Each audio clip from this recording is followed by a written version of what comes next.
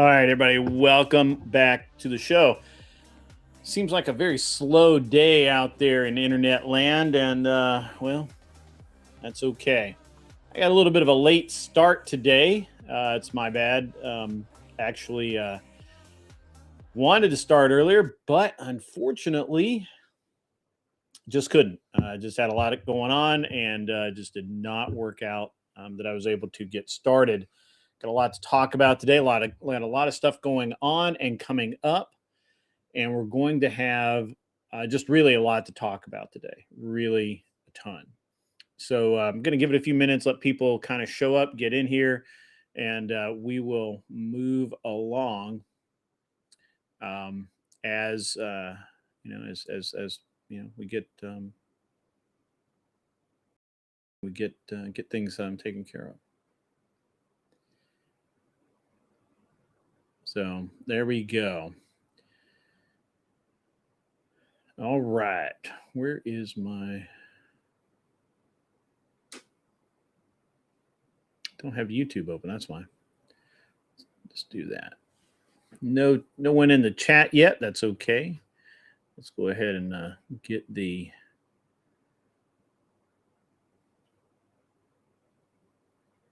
YouTube open up so I can see what's going on over there. There we go. All right. What's up, Glacier? How are you? Good to see you out there. I didn't announce anything. This is I normally go live at noon on Wednesdays, but it's had an erratic schedule, so I understand not everybody is sure whether or not I'm going to be here. That's okay. Let me just throw this out in the old Discord. Finally able to catch my stream. Well, let's hope you enjoy it. Let me just give me a minute. I am running late today, or not necessarily running late. I just actually just was busy. Been busy. So we'll see what we can get going on here.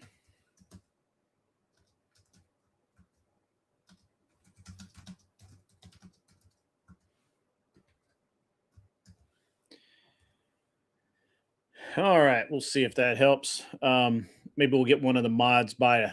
They'll run by and help me out with the with some of the promotion, but that's okay. We got a lot. We actually have a ton to talk about today. A lot of things going on out there. We've got we had the strikes in Iran. We've had we've got we got this guy in Chicago, this police chief that is selling guns out of evidence to I believe a pawn shop, which is he just got caught. I believe he's been arrested and probably indicted. We actually have a lot of police chiefs who, by the way, are elected officials. Understand that police chiefs are not super cops. There may not even be good cops, because they are elected officials, and more or less they're the cops that can play the game politically better than other cops. And I think that's pretty fucked up and pretty wrong. Additionally, a little later, probably later today, maybe tomorrow early, I'm going to be doing an episode of I'll be recording an episode of Gun Prattle that I will release tomorrow. I have some new firearms to talk about. And we've got my match that I shot over the weekend, which is why I was not online all weekend. I have to talk about that stuff too. So that'll be great. Now, maybe I can see. Better. So let me, we got a lot of stuff going on out there in the world to really talk about, and kind of work through, because ultimately, man, there's a lot of stuff going on out there that is just crazy town. If we're actually looking at what what's going on out there. So yeah, give me 1 second. I'm just gonna do this.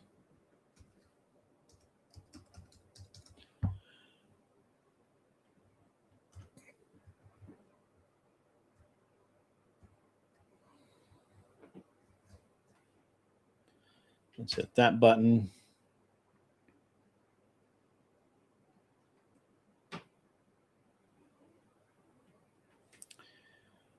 All right. What's up, Jess Becca? How are you? Good to see you in the chat. It's like I said, it's going to be a good show today, I think.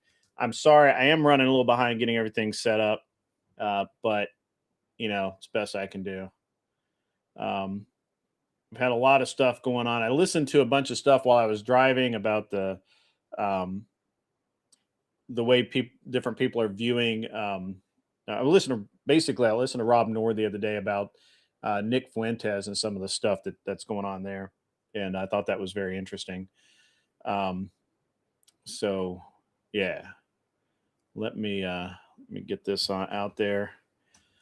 Trying to throw this around, get some people jamming in here. So yeah, took a quick power nap, listening in the background. That's good. Got a lot to get into, so I'm going to quit beating around the bush, and we're gonna talk about this stuff. So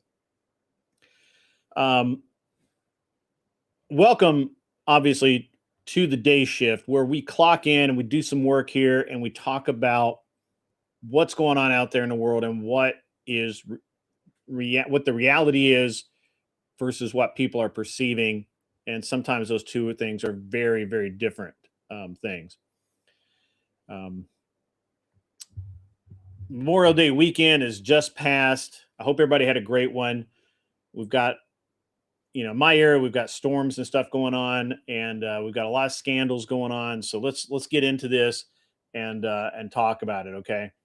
So that to say that the war in the Gulf and with Iran is a chess game is like not. That's too simplistic. It is a game with a lot at stake, right? The Strait of Hormuz has seen some fresh action. If you're not aware, over the weekend, the U.S. carried out new self-defense strikes on southern Iran. We hit missile sites. We sunk some Iranian vessels that were apparently trying to lay mines. At least that's the accusation, and I actually believe that. Tehran claims that they shot down a U.S. Reaper drone that crossed into their airspace. Not really sure that actually happened, but that's what they're claiming. And this is all going on while the Iranian negotiators are in Qatar. Supposedly, they're talking ceasefire in good faith. But all of this other stuff is going on. And this probably seems like chaos for chaos's sake, but it isn't. It is not chaos for chaos sake. It's sustained pressure on the flow system. The U.S. isn't just bombing for territory. Matter of fact, we're not bombing for territory. I know a lot of people think that, but what we're really talking about is that it is shaping who gets to ship, who gets to buy, and where the money settles. And I've been talking about this for several weeks. I think that most people's outlook on this war is overly simplistic, and it's overly, it's just too biased because you just don't like those people, right? And that has nothing really to do with this at this point. Now, the proof of concept, as I mentioned several times, was Venezuela. After the political transition earlier this year, where we removed Maduro and installed, and I can't remember her name off the top of my head, but what ultimately that resulted in is supervised channels for the distribution and purchasing and where the cash goes for millions of barrels of oil.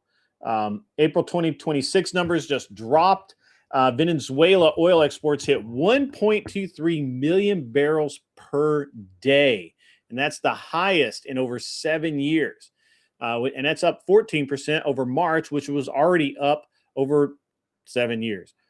Production is now consistently over 1 million barrels per day, which has been a long time since that's happened. You have Chevron, Vital or Vital, I'm not really sure how you pronounce it, and another one, Trafigura. another company that I also can never pronounce properly. I at least try. Um, in other oil companies, they're moving barrels to the U.S., India, and Europe under licensed, traceable terms. Now, why is that important? You're already asking yourself, why do I give a fuck about this? Well, I'm going to tell you why. The reason that you're going to give a fuck about this is because when oil is allowed to be moved in untraceable ways, that oil was sold to people that we had under embargo. That oil was exchanged for weapons, for drugs, for other things that were used against the United States and other countries. While I'm always going to say it's used against us, we have to also be intellectually honest and say that it was used against other countries as well. And it's propping up these politicians that have all of this money to take over municipalities and political systems. That takes money, and a lot of that money came from oil coming out of Venezuela, coming out of these other countries that could not be tracked.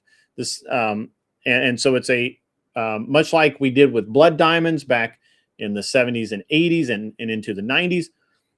We're now having to do with oil. Okay, so when we move all of this oil that is traceable, it is trackable, it is licensed, and the money goes where we can see it. Payments routed through approved structures, through approved banks and clearinghouses. No wild free-for-all backroom deals. No trading oil for drugs and drugs for guns and guns for whatever. So it doesn't end up in unfriendly pockets, and that is our leverage. That is our leverage. And it's leverage done right. It's leverage done in a way that you and I, while a lot of people may not be able to understand it, but you and I can clearly see where this money is going and who is using it and what it's being used for. And that's important. Now, if we apply that same book to Iran, okay, the same playbook, Karg Island, the Shadow Fleet, the yuan, and by yuan I mean yuan, the Chinese money, all those side deals. Even when we make that very hard or impossible to do, it really helps us. Even with the disruptions from the conflict, the war that we have going on now, rerouting part of that volume into dollar-linked rails, even a part of it, changes everything. We control the pipes. We control the currency. You control the currency. You shape the system. And again, while I'm certainly not a super huge fan of the system, I'm less of a fan of this illicit money being used by our enemies against us to buy elections in places like London, to buy to disrupt French and German society, to do things throughout the world to promote instability. And I'm just not a fan of that at all. And so controlling the oil and controlling the prices of oil and controlling where the money settles is a huge part of that. Okay. Obviously, oil prices remain volatile. They swing all over the damn place. They swing on every strike, every rumor, every diplomatic whisper. I mean, fuck, it's just crazy the way this is all going.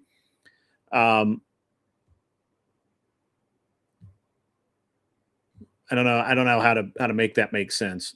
I don't think it's going to make sense for a while, to be honest, until we get this deal with Iran in place and until we can clean everything up, and then we'll see it work.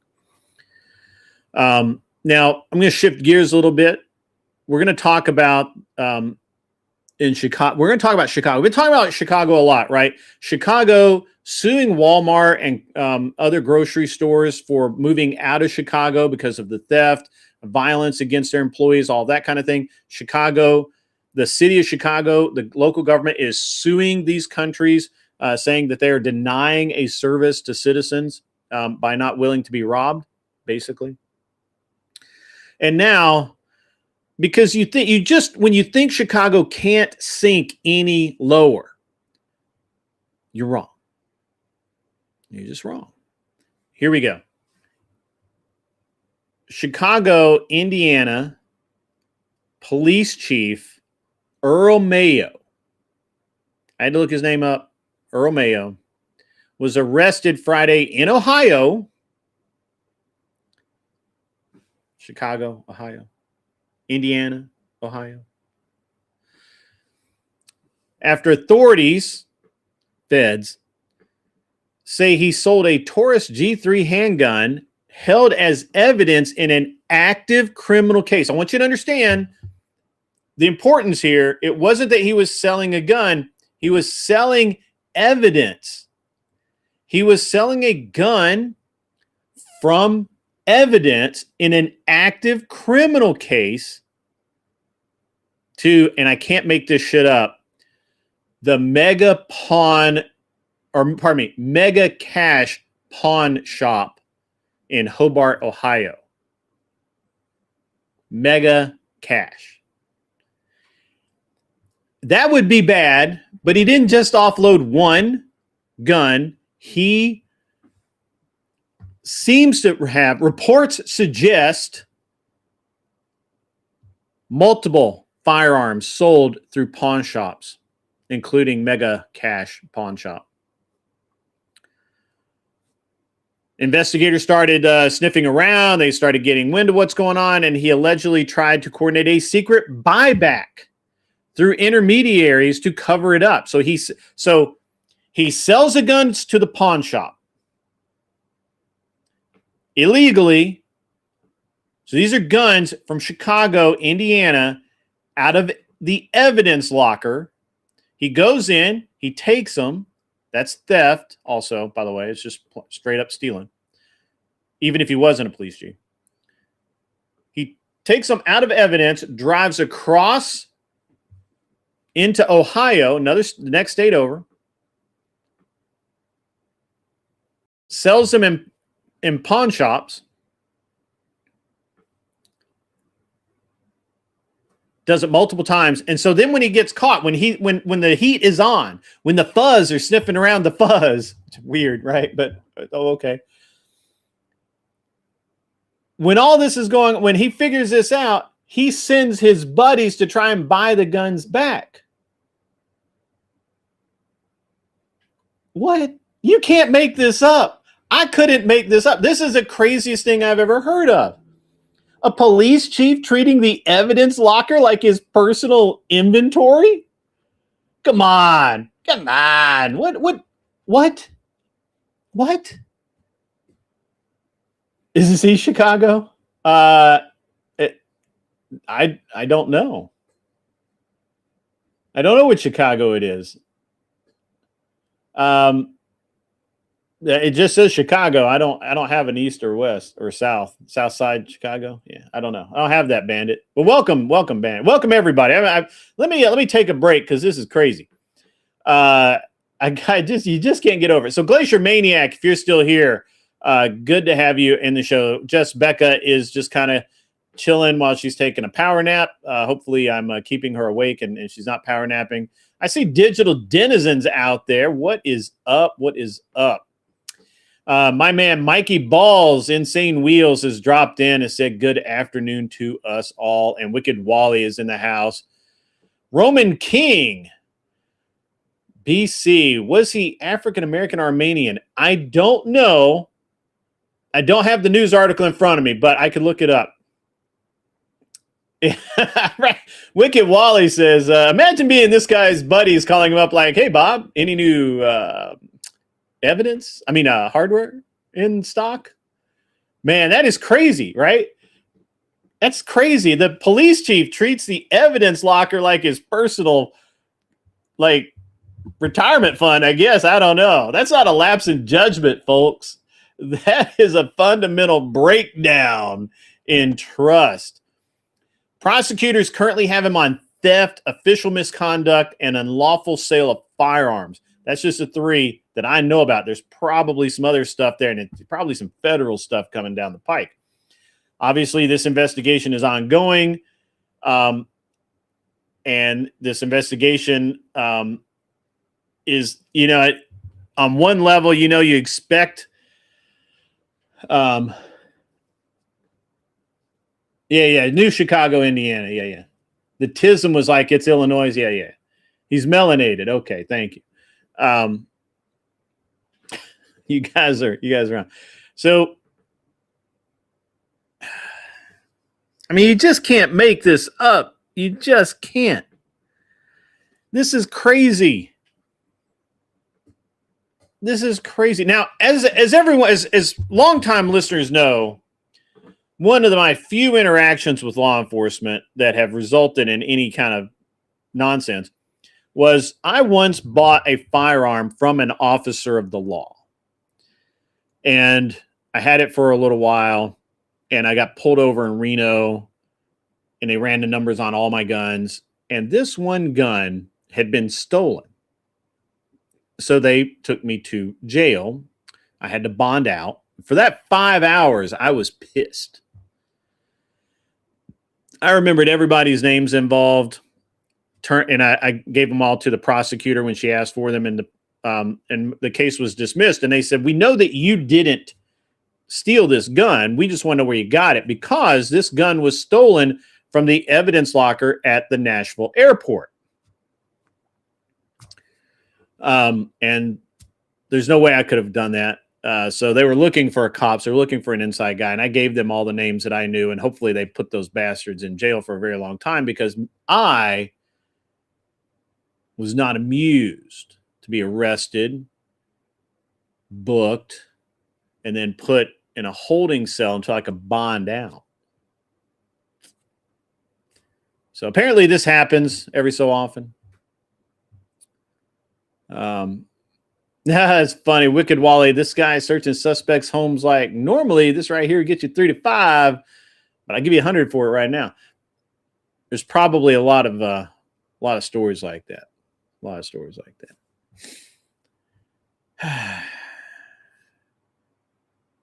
But guys, when the people sworn to protect the system start fencing its own evidence, that's what he's a fence, right? He's fencing stolen property. The whole thing starts to rot from the inside. You'd also think that a police chief would be smarter than to do it in a pawn shop. That just seems stupid. That seems not smart. Anyway, so we got some other headlines here going on out there that might make you shake your head. Obviously, here in the South, there's flood alerts all over the South right now. We've had some pretty deadly storms coming through. At least one woman was killed in Mississippi due to the flash flooding. I was in North Carolina. I did not have any real issue with rain. I mean, it rained, but it wasn't bad for me. And when I drove back, it wasn't. So far here in Tennessee, we're not getting it's not a huge deal, but other places throughout the South, it is just crazy out there. So if you're out in the weather, man, take care of yourselves. There are power outages, travel headaches everywhere. I heard the airlines were having some problems. I need to look into it. I haven't paid much attention lately. Just, hopefully you guys had a great holiday, because nature doesn't care about your holiday plans. I did. I had a great holiday. California has dodged a bullet. Officials are saying that the risk of a major chemical tank explosion has been neutralized. It was a close call. I'm still gathering information about what exactly happened. They're being kind of tight-lipped, but apparently a chemical tank exploded.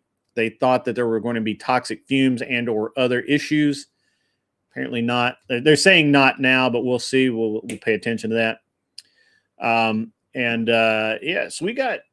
It's just been it's been an interesting few days. I go away for a few days, it gets crazy. I go away for a few days, it gets crazy. It's weird. Yeah, we've got a lot of stuff going on out there. A lot. Over the weekend, I shot Battle for the South in North Carolina, out in the woods of North Carolina. Won a cool plaque trophy thing.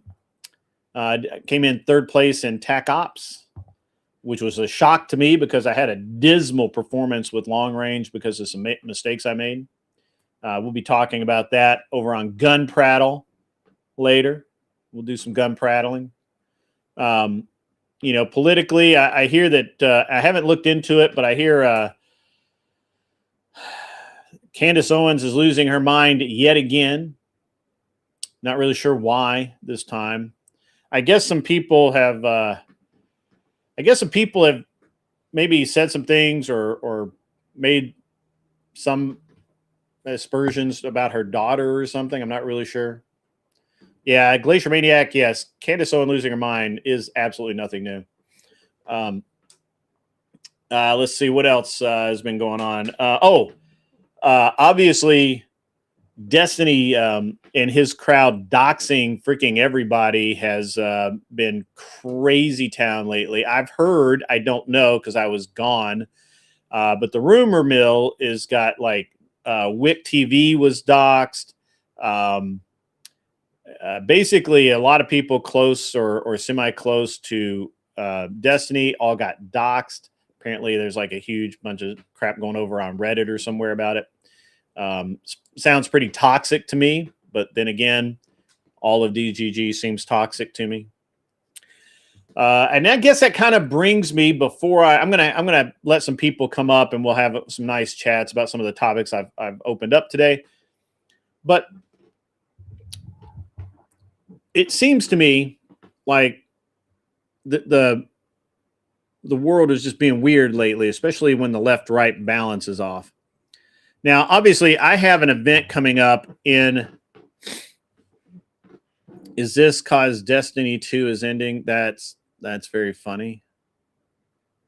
I kind of get that, Wally. I appreciate the nerd humor. Yeah, so I think it's that I think degeneracy breeds degeneracy, but we have just as many problems over here on the right now. So we've got a lot of people talking shit who should be not talking shit about each other, but that's okay. My event in Texas is seems to be going forward. If you're interested, I will get you the information. Just DM me over in Discord. Do be aware that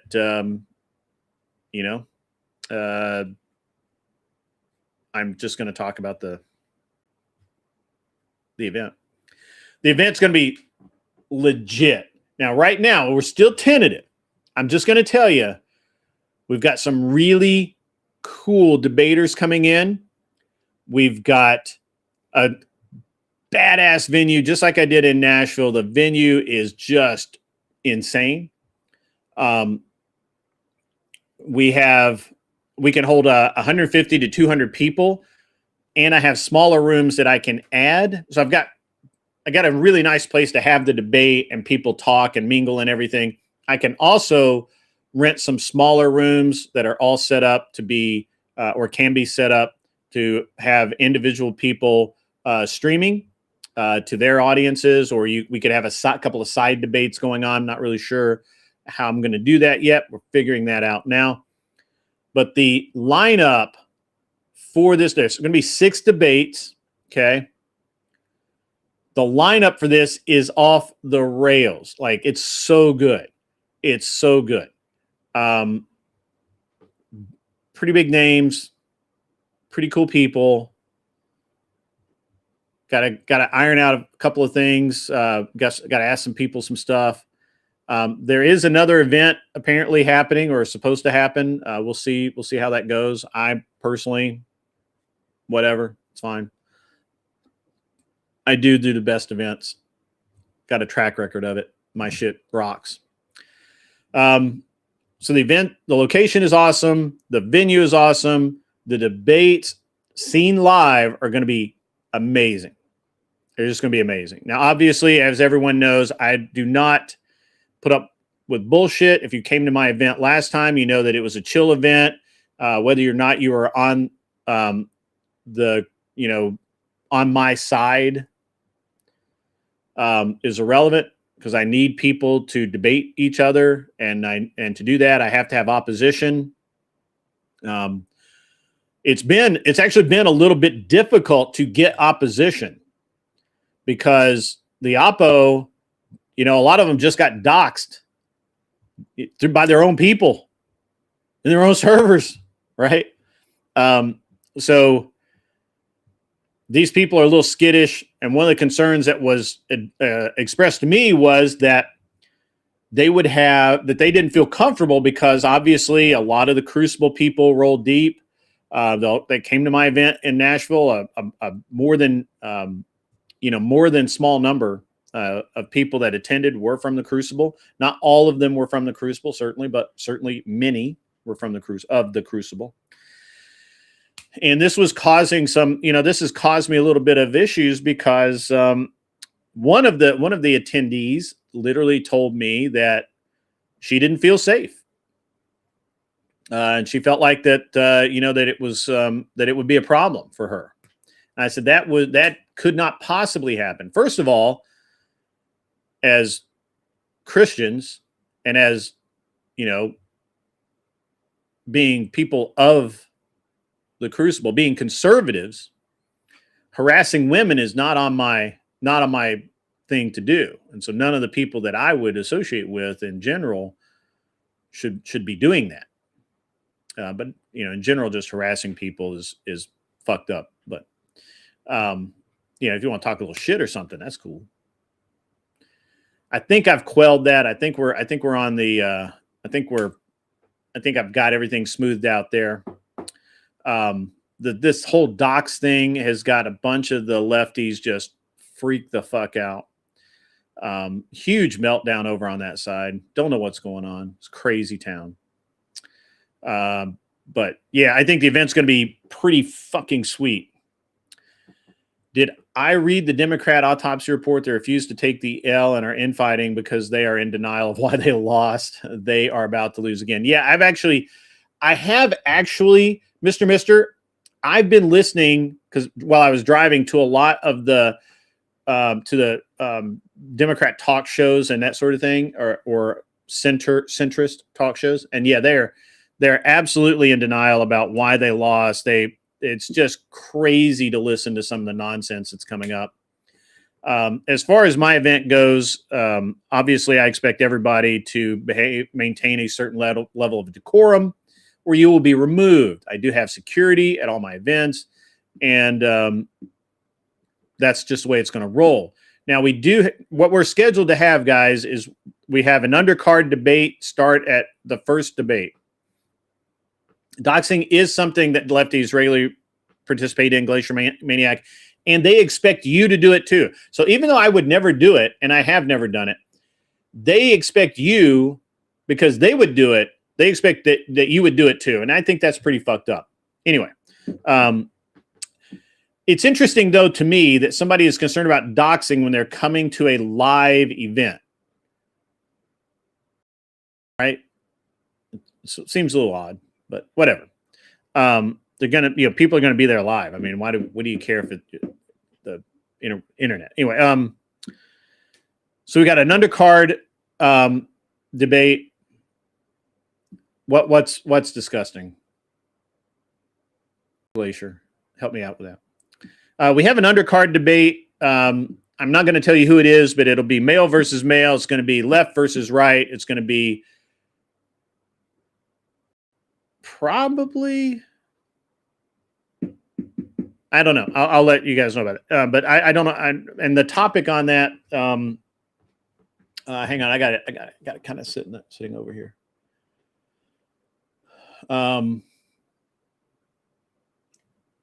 the topic, the expected topic for the first debate.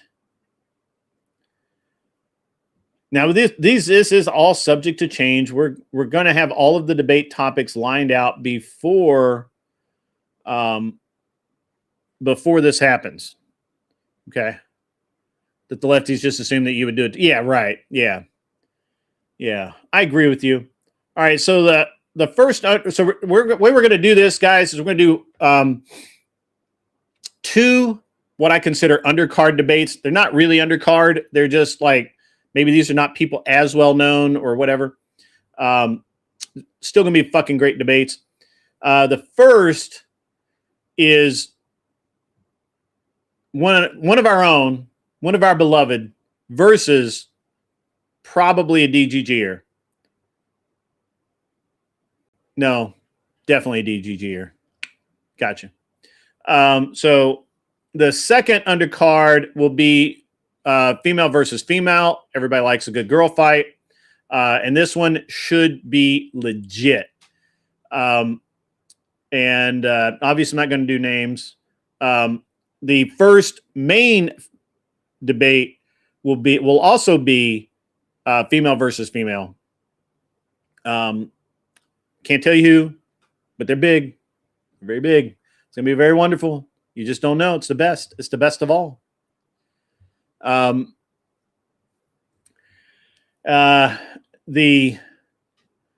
What's up, Dusty? How you doing? So the third debate is going to be dude versus dude. Again, we've got a lefty coming in from DGG, a real lefty, not one that just plays lefty on TV. Yeah, Dusty heard female and just he just homed right in. That's true. The fourth undercard fight is we're still working on that. It might be another female versus female debate. We'll see. And then the second headliner fight is where the final fight of the evening is hopefully going to be just ridiculously killer. While this is all going on, we have two very lovely ladies, Ann Glenn Lawrence, who are going to be doing the color commentary, going to be introducing the next debaters, and doing some, that'll all be streamed as well. That'll be part of the show, is that, you'll have the color commentary about how the last debate went, what the next debate coming up, what the topic's going to be, maybe make some predictions, just like at a prize fight, right? So this is, or I don't know, any other sporting event. So this will be really rad. Yeah, it's gonna be cool. I've got, I think that this is gonna be huge. Like just the people participating is gonna be huge. Yeah. So Gibbs is gonna, the last stream was great. Oh yes. Gibbs will be the moderator again, and Glenn Lawrence will be, so Gibbs is going to do the majority of the moderating. But Glenn Lawrence will be moderating at least two of the debates to give Gibbs a break, so he doesn't, sit there all night and have, hold his piss for 3 hours or anything. So I'm going to be a little kinder to Gibbs this time. So we got Glenn and Gibbs. I've got, just ridiculously attractive women to do the help do the color commentary and introduce the debaters and that sort of thing. So we've got eye candy there for you.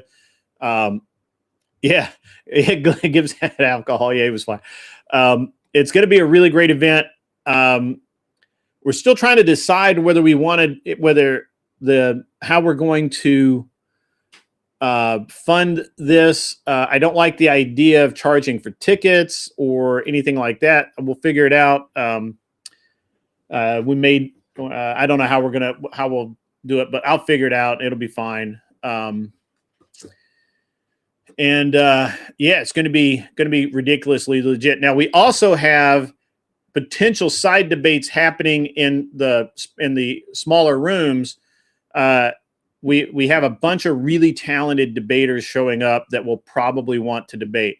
If you are listening or watching this later, and you think that you want to debate somebody and you want to do it live in person with the best setup possible, reach out to me. I'll make it happen. You got to come to Dallas, though. That's where it's going to be. And it should be pretty rad. I mean, the whole thing should be lit. It should be just amazing. We've got, the card's going to be stacked. So this week I'm locking in the card. We're trying to. By the end of the week, hopefully the card's locked in.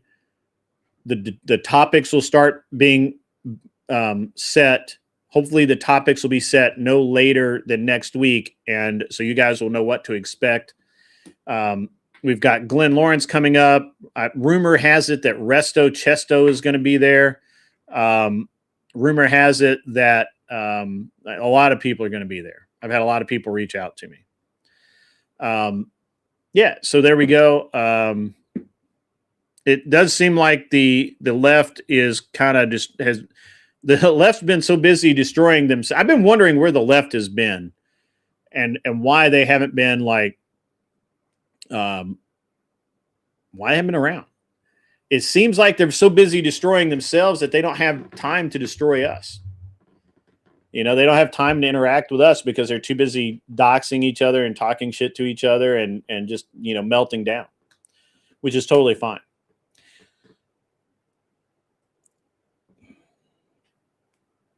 Yeah.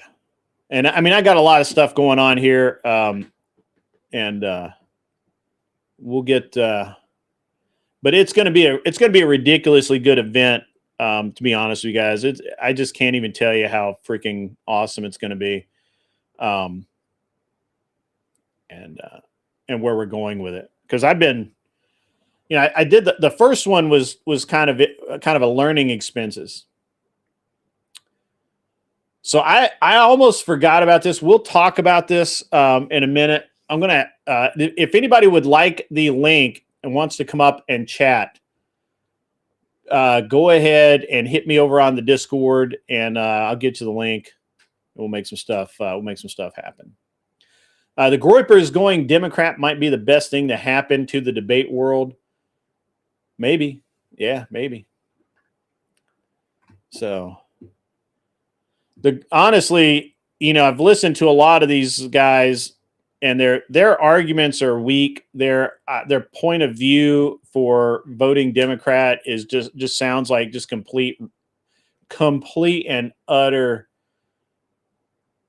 nonsense. Kind of almost like retardation. What's up, old Joe? It's been a while since I've seen old Joe.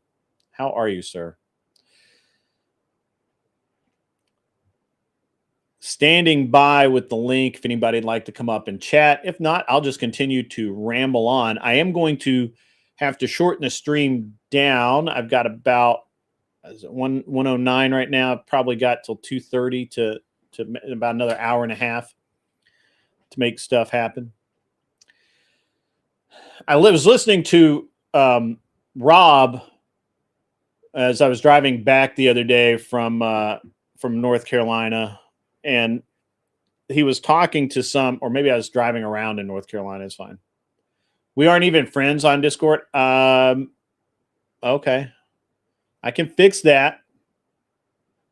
You just have to give me a minute.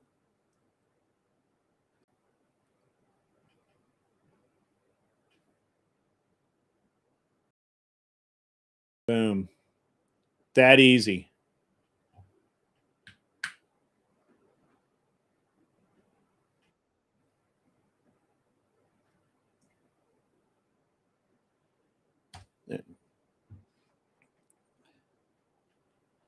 Yep, I got it. We're set.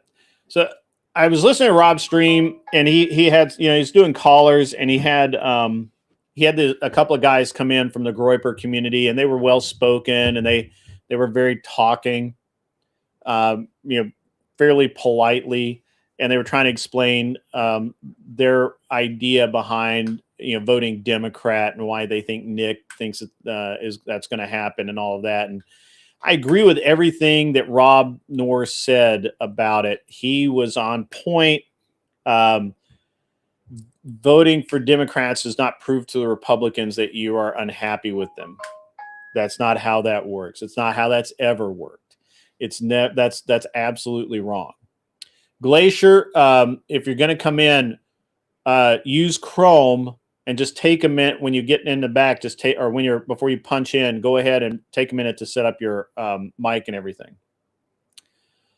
So, what's up, Sage Outcast? My man who says everything's wrong is losing yet again. He can't help it. He can't help it. He's an anti-MAGA guy. He's an anti-MAGA guy. Yeah, you're still wrong about so much. I don't know. I know you're wrong, Sage. It's okay. Don't worry about it. It's okay. You can still hang out. You're still cool. But you're not that cool. So, yep. Later today or tomorrow, I will be reviewing a new firearm on Gun Prattle. I'll be reviewing a new firearm that I have just purchased and like it a lot. Oh, I did when I shot Battle for the South again. I've got the mighty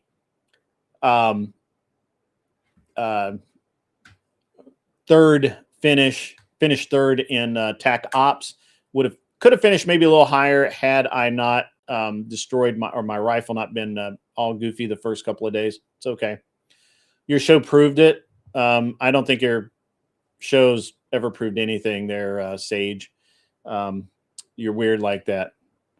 I actually don't remember, Sage. What was I wrong about?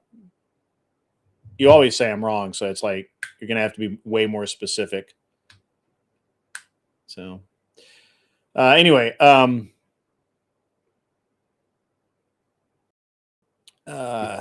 was in the middle of something. What's up, A Helping Hound? How are you? How are you, Glacier? Can you hear me? Still configuring that mic. That's okay. Take a minute. I did not watch. Oh, you did the show that I was on. I mean, it was my show.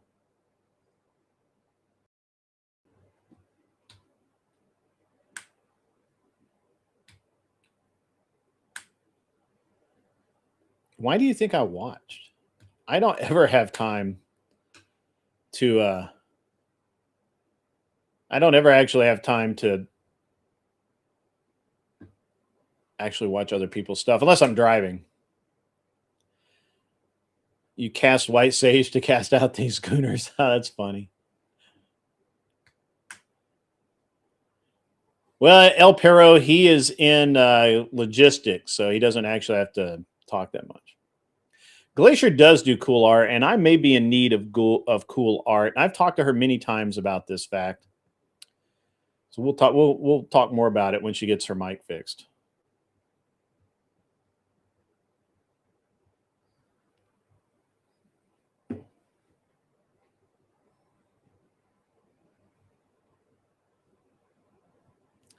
Anyway, while she's getting her mic fixed, I will be.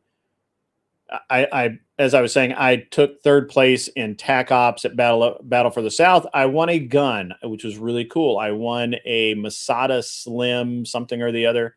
It's really cool, and I have to redeem my certificate for that, so I get my nice shiny free gun, and we'll move on with that. So, not a bad weekend overall. She'll be back. Don't worry.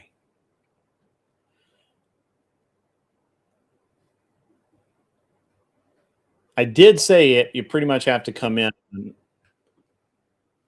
Give me 1 second, guy.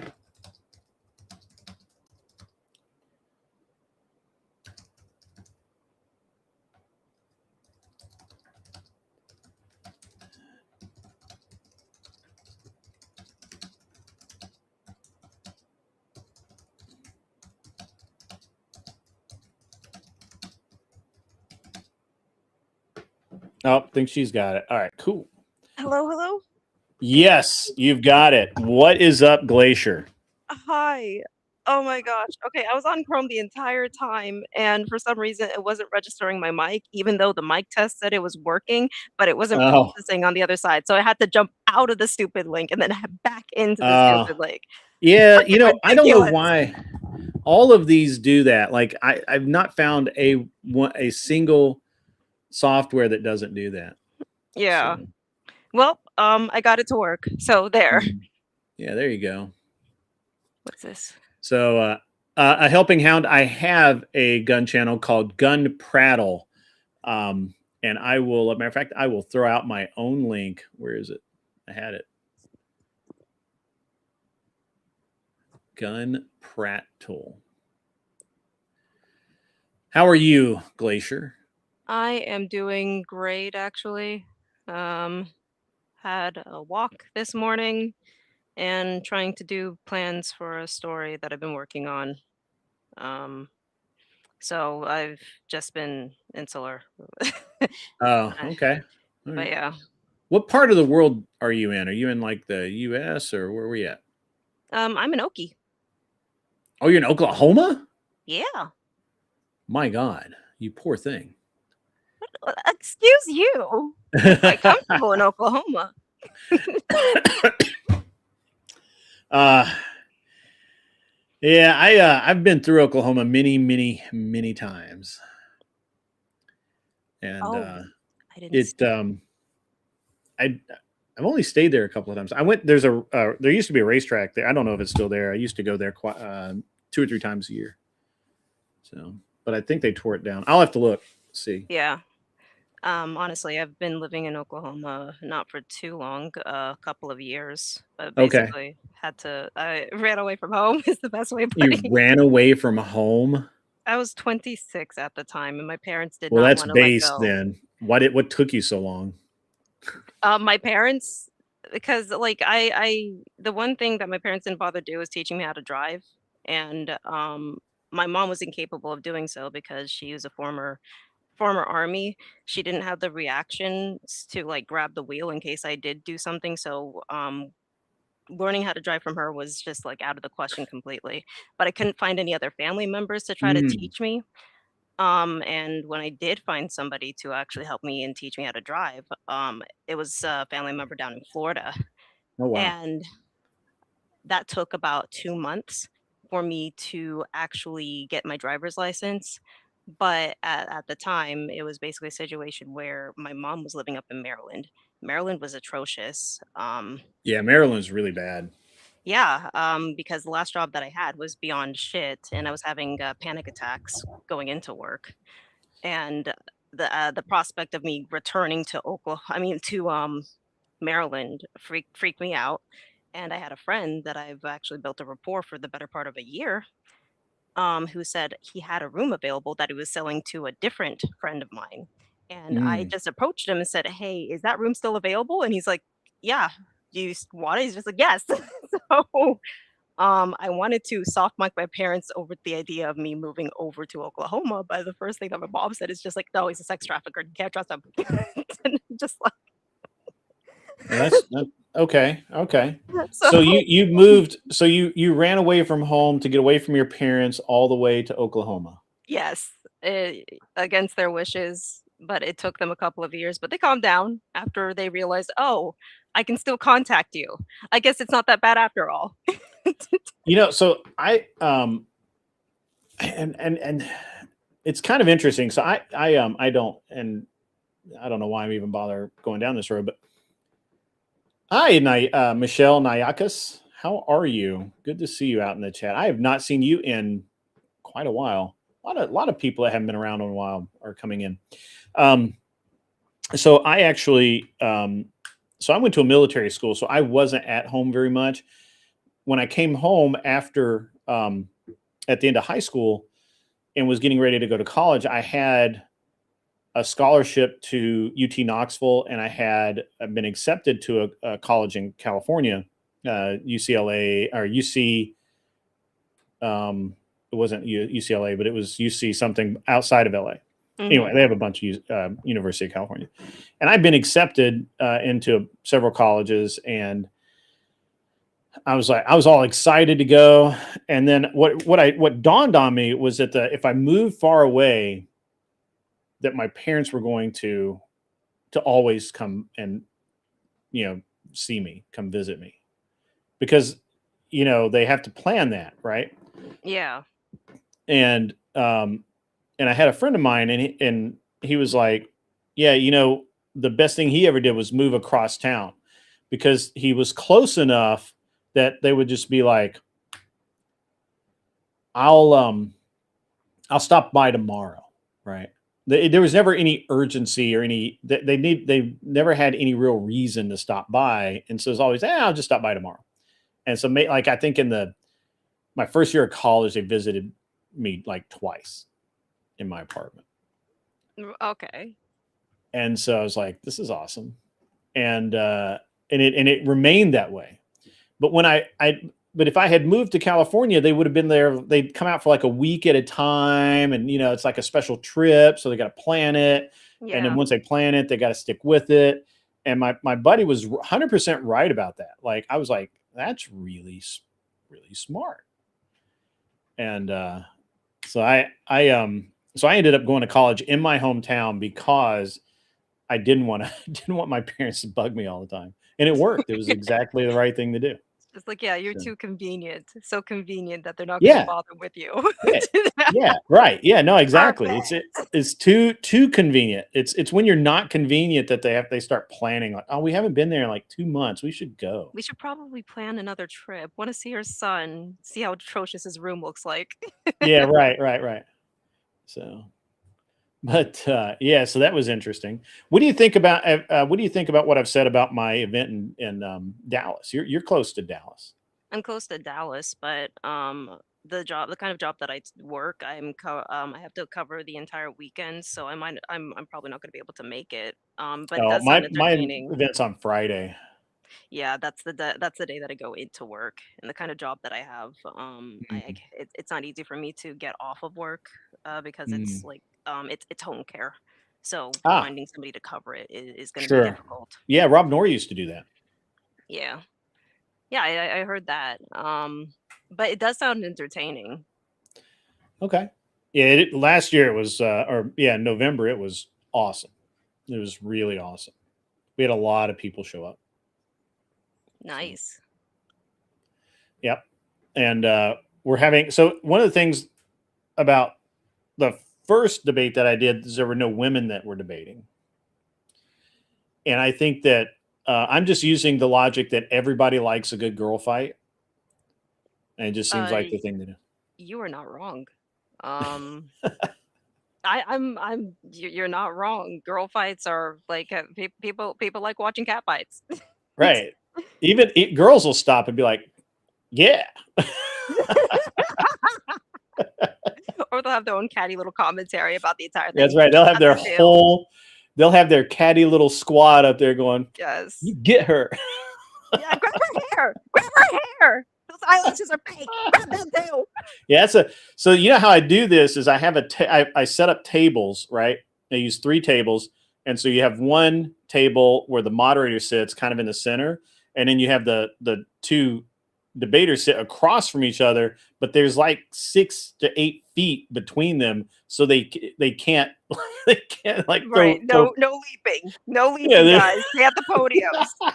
yeah, and so it's much it's I don't know if you watched any of the footage from November, but it's totally legit setup, I and haven't we're gonna have pretty seen it much yet. the same thing next time. Okay, that So does sound interesting. I hope that goes well. yeah, yeah, yeah. It should. I mean, we've got some pretty big names showing up, like like pretty Awesome. big, like people that you would want to see debate live. So Alrighty then.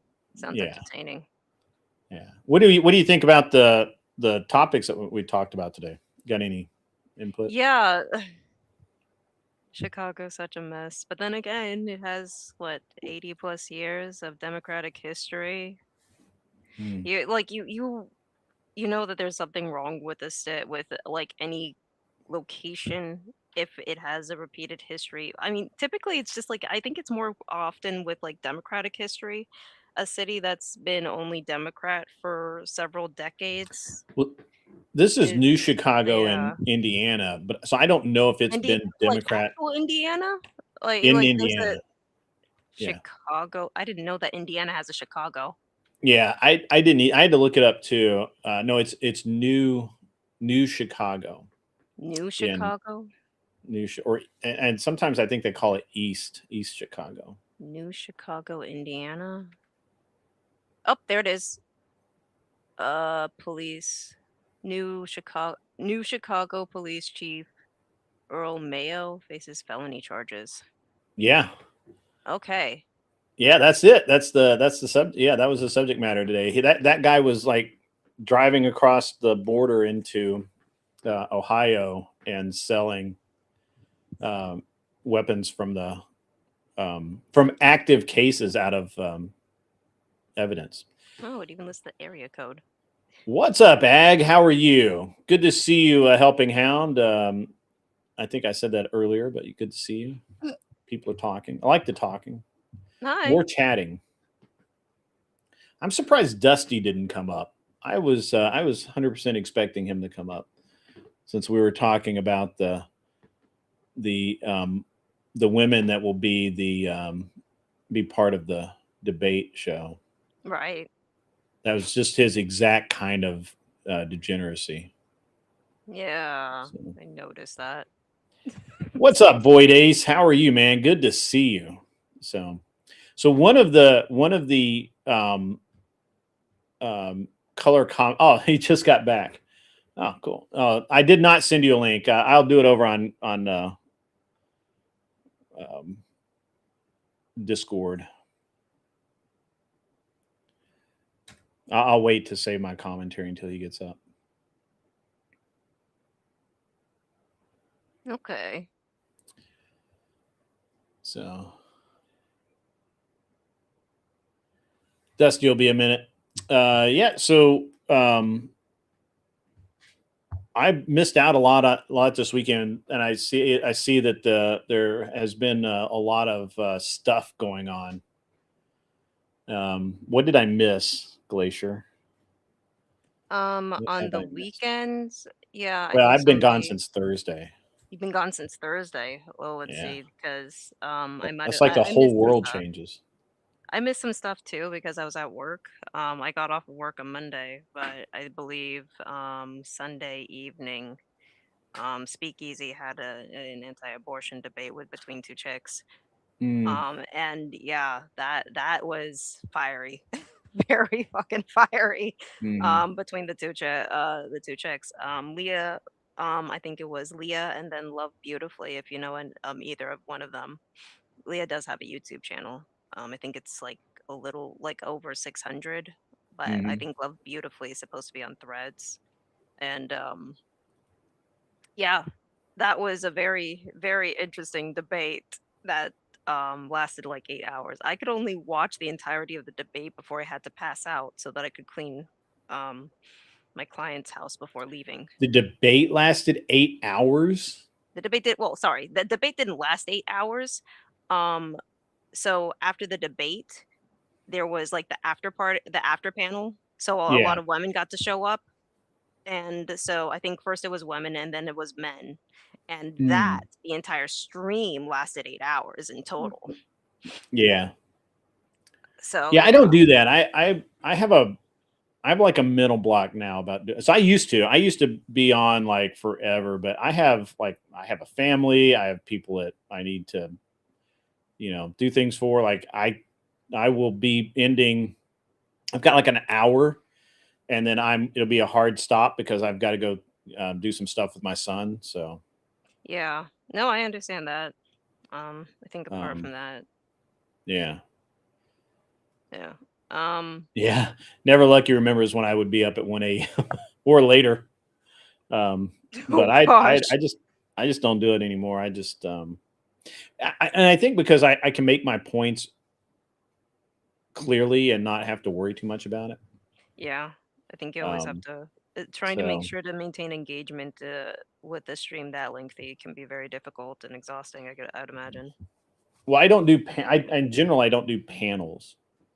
Right. So I'm happy to have some people up to talk about whatever the things I just talked about, or talk about, like the upcoming show, or talk about, whatever.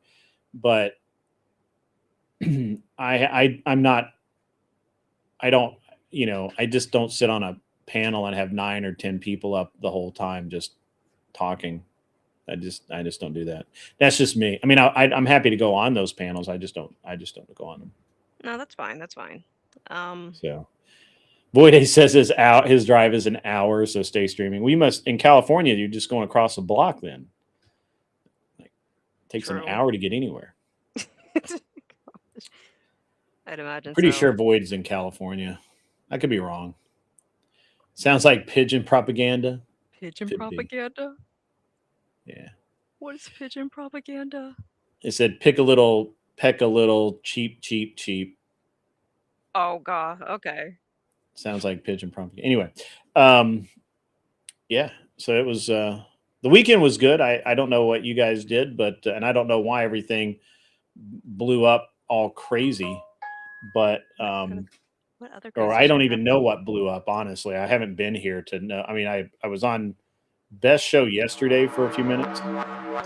Hey, we got Raging Patriots donated $5. That's gonna TTS. At Raging Patriot 1776 donated $5 super chat. To the many millions of gallons of liberal tears flowing with no means of stopping cause Trump is your daddy forever. To the grift and pay up suckers. For the grift. Thank you. That's awesome. You couldn't hear that because it was read in a very nice English lady's voice, very cultured. But since you're not on YouTube right now, you can't hear it. It does it just to YouTube. I see. So, Now I needed to mute YouTube so that I didn't have an echo. yes. But yeah, it's a solid point. There are many, many millions of gallons of liberal tears. None more so than the politicians who have had it their way for so long, and all the redistricting that's just causing all kinds of problems for them. And There was another assassination attempt this weekend, wasn't there? I believe. there's been a lot of assassination attempts. This is also going to TTS. I'd never lucky rubber ducky donated $5 super chat. Quack quackity quack quack. Cute. Quack quackity quack quack. Awesome. Very good, man. Very good. I said this about a year ago. We were all going to get so tired of winning, we're not even going to recognize winning for what it is. It's just going to be normal. And of course, Mr. Mister says that you're going to get so tired of winning, you're going to say, "Please stop! I can't take it anymore." It's true, honestly. I'm not at that point yet. No. How close am I to unlocking emojis donations for my streams? You can do super stickers. Pretty sure. I'm as far as I know, I'm fully monetized. I don't know. I'm not on the YouTube side. Let me see. I don't know. That's a great question.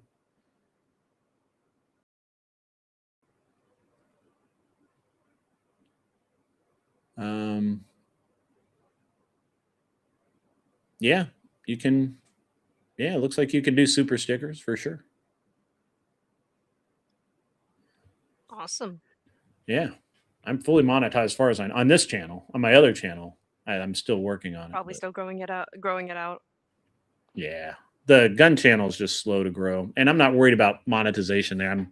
That's a whole different revenue stream that I'm chasing.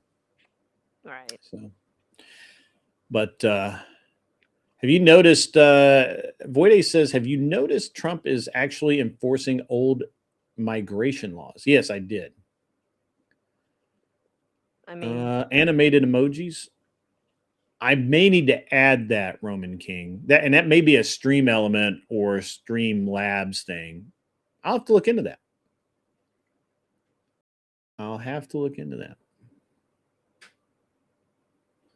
Yeah, Trump is actually forcing the laws to be enforced. Did you see the governor of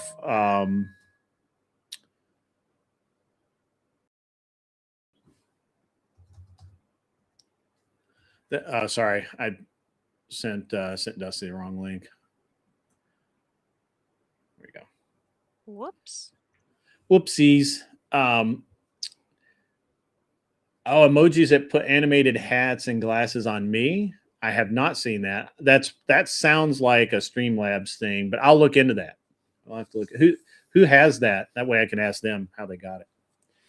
Where do you see that at, Roman King? That'd be cool. Did you see I think it's in Maine or New York, somewhere north and cold, where the ICE refused to let the governor or mayor into their facility because it's a federal building and that the local politicians don't have any right to go there. I was like, nope, can't come in. So that's funny.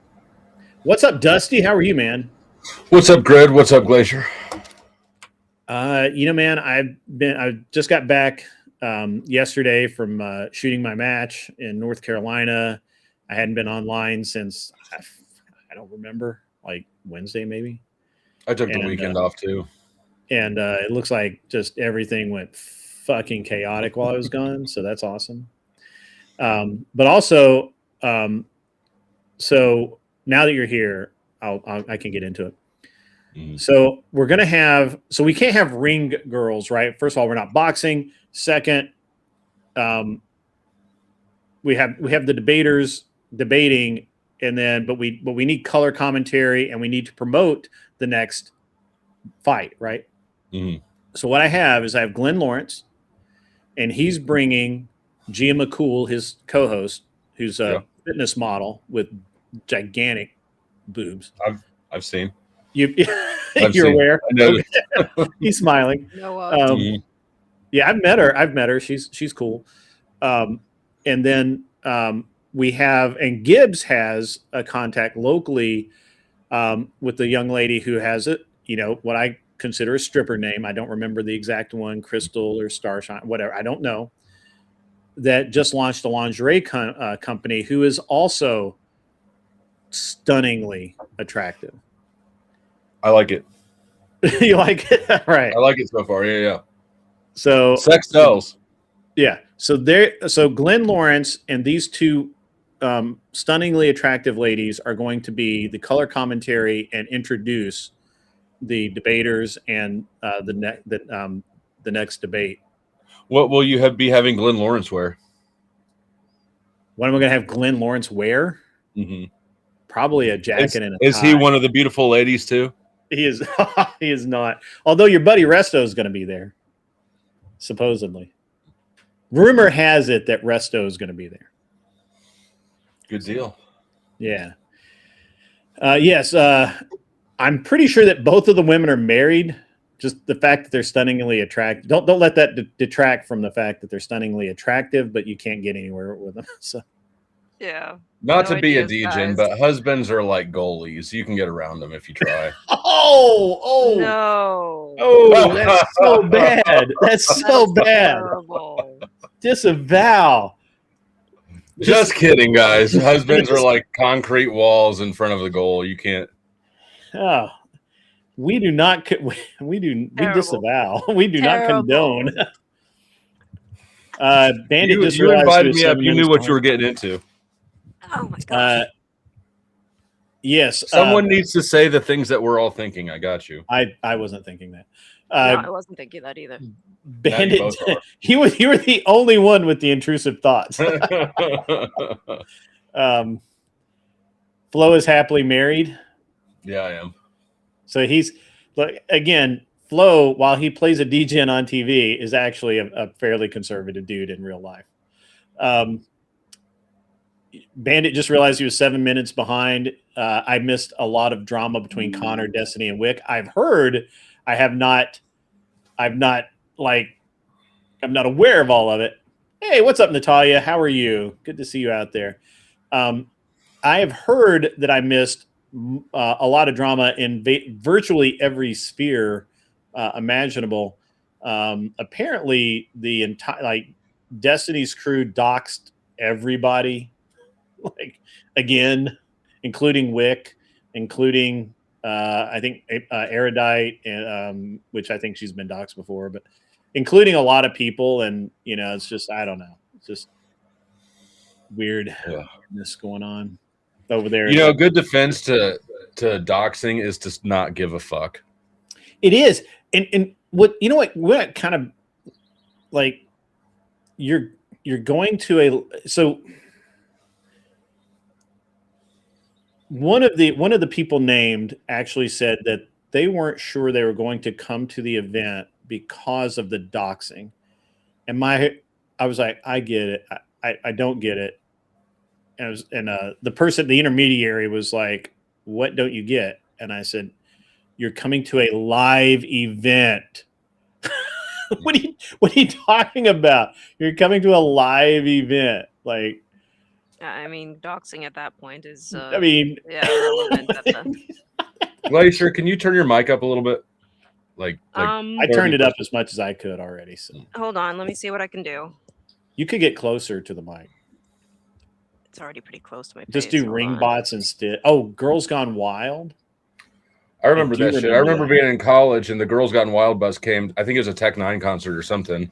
And I got on with a few girls, and it took a little bit for the guys who ran the bus to realize that, like, I was there and I'm not supposed to be because I'm just some dude, But this is where we need that Paul clip where you're like, he's the college guy. Some frat boy douchebag. Some frat boy douchebag with the earring and his hat on backwards. Well, then they had to figure out what to do with me because I was already on the bus, and there was like 2 or 3 girls who were there with me, so they could kick me off. But then they're kicking the girls off.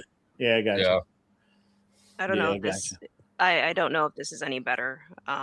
It's a little better. I don't think there's much for me that I can do. I need to get a proper mic. I'm just using my headset. Who's Imro, and why were they roasting Wick? Void thought it was funny. I mean, I kind of think it's funny too. I had one of the people, one of the females that we think are going to debate, and she's like, she was very concerned because she felt like a large portion of the people that were going to be there were from the Crucible, and she thinks she's going to get harassed and that kind of thing. And I'm like, well, first of all, I don't run that kind of event. Nobody, if people are actually going to be harassing people, we're going to ask them to leave. And if they don't leave, then we make them leave. I have security. There's a reason for all of this, and and then the impression I got from Beth and some people from last year is that everyone was cordial in person. Everybody was super chill. Like Tom Foolery was there.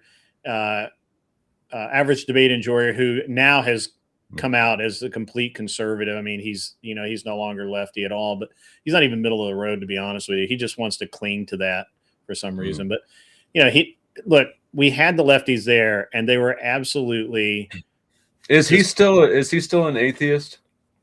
Who?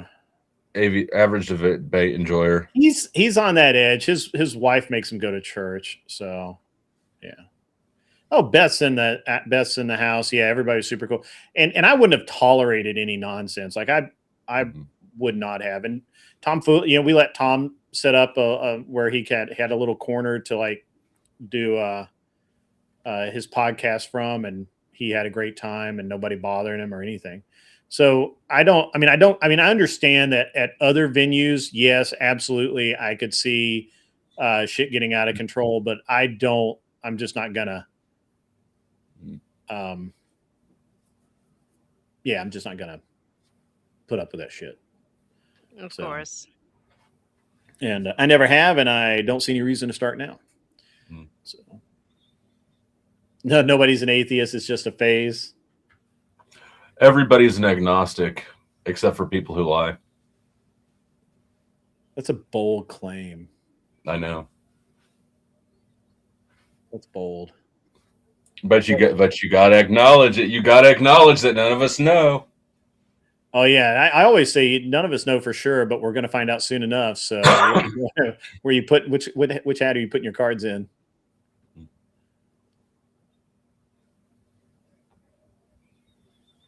Dusty is right. I don't know. Do you consider me right, Wing?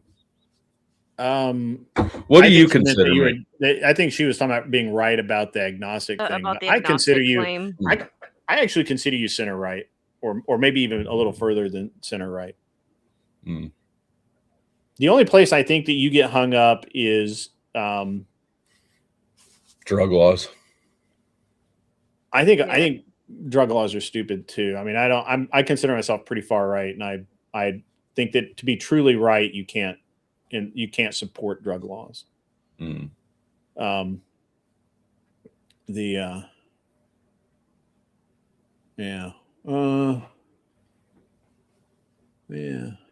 I don't know. I think I mean, you teased this feminism.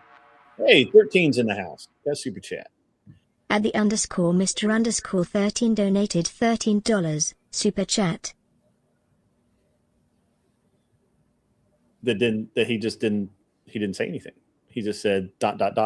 Yeah, just quiet on that end. That's awesome. I disagree with Beth comment there. If they're looking for something even to prove fake, they have to have a foundational belief that something is there. I disagree with that. I think that we all live in a society, in a world that is religious enough that you don't have to believe in anything to have other people's belief impact you, and that's plenty enough reason to. Yeah.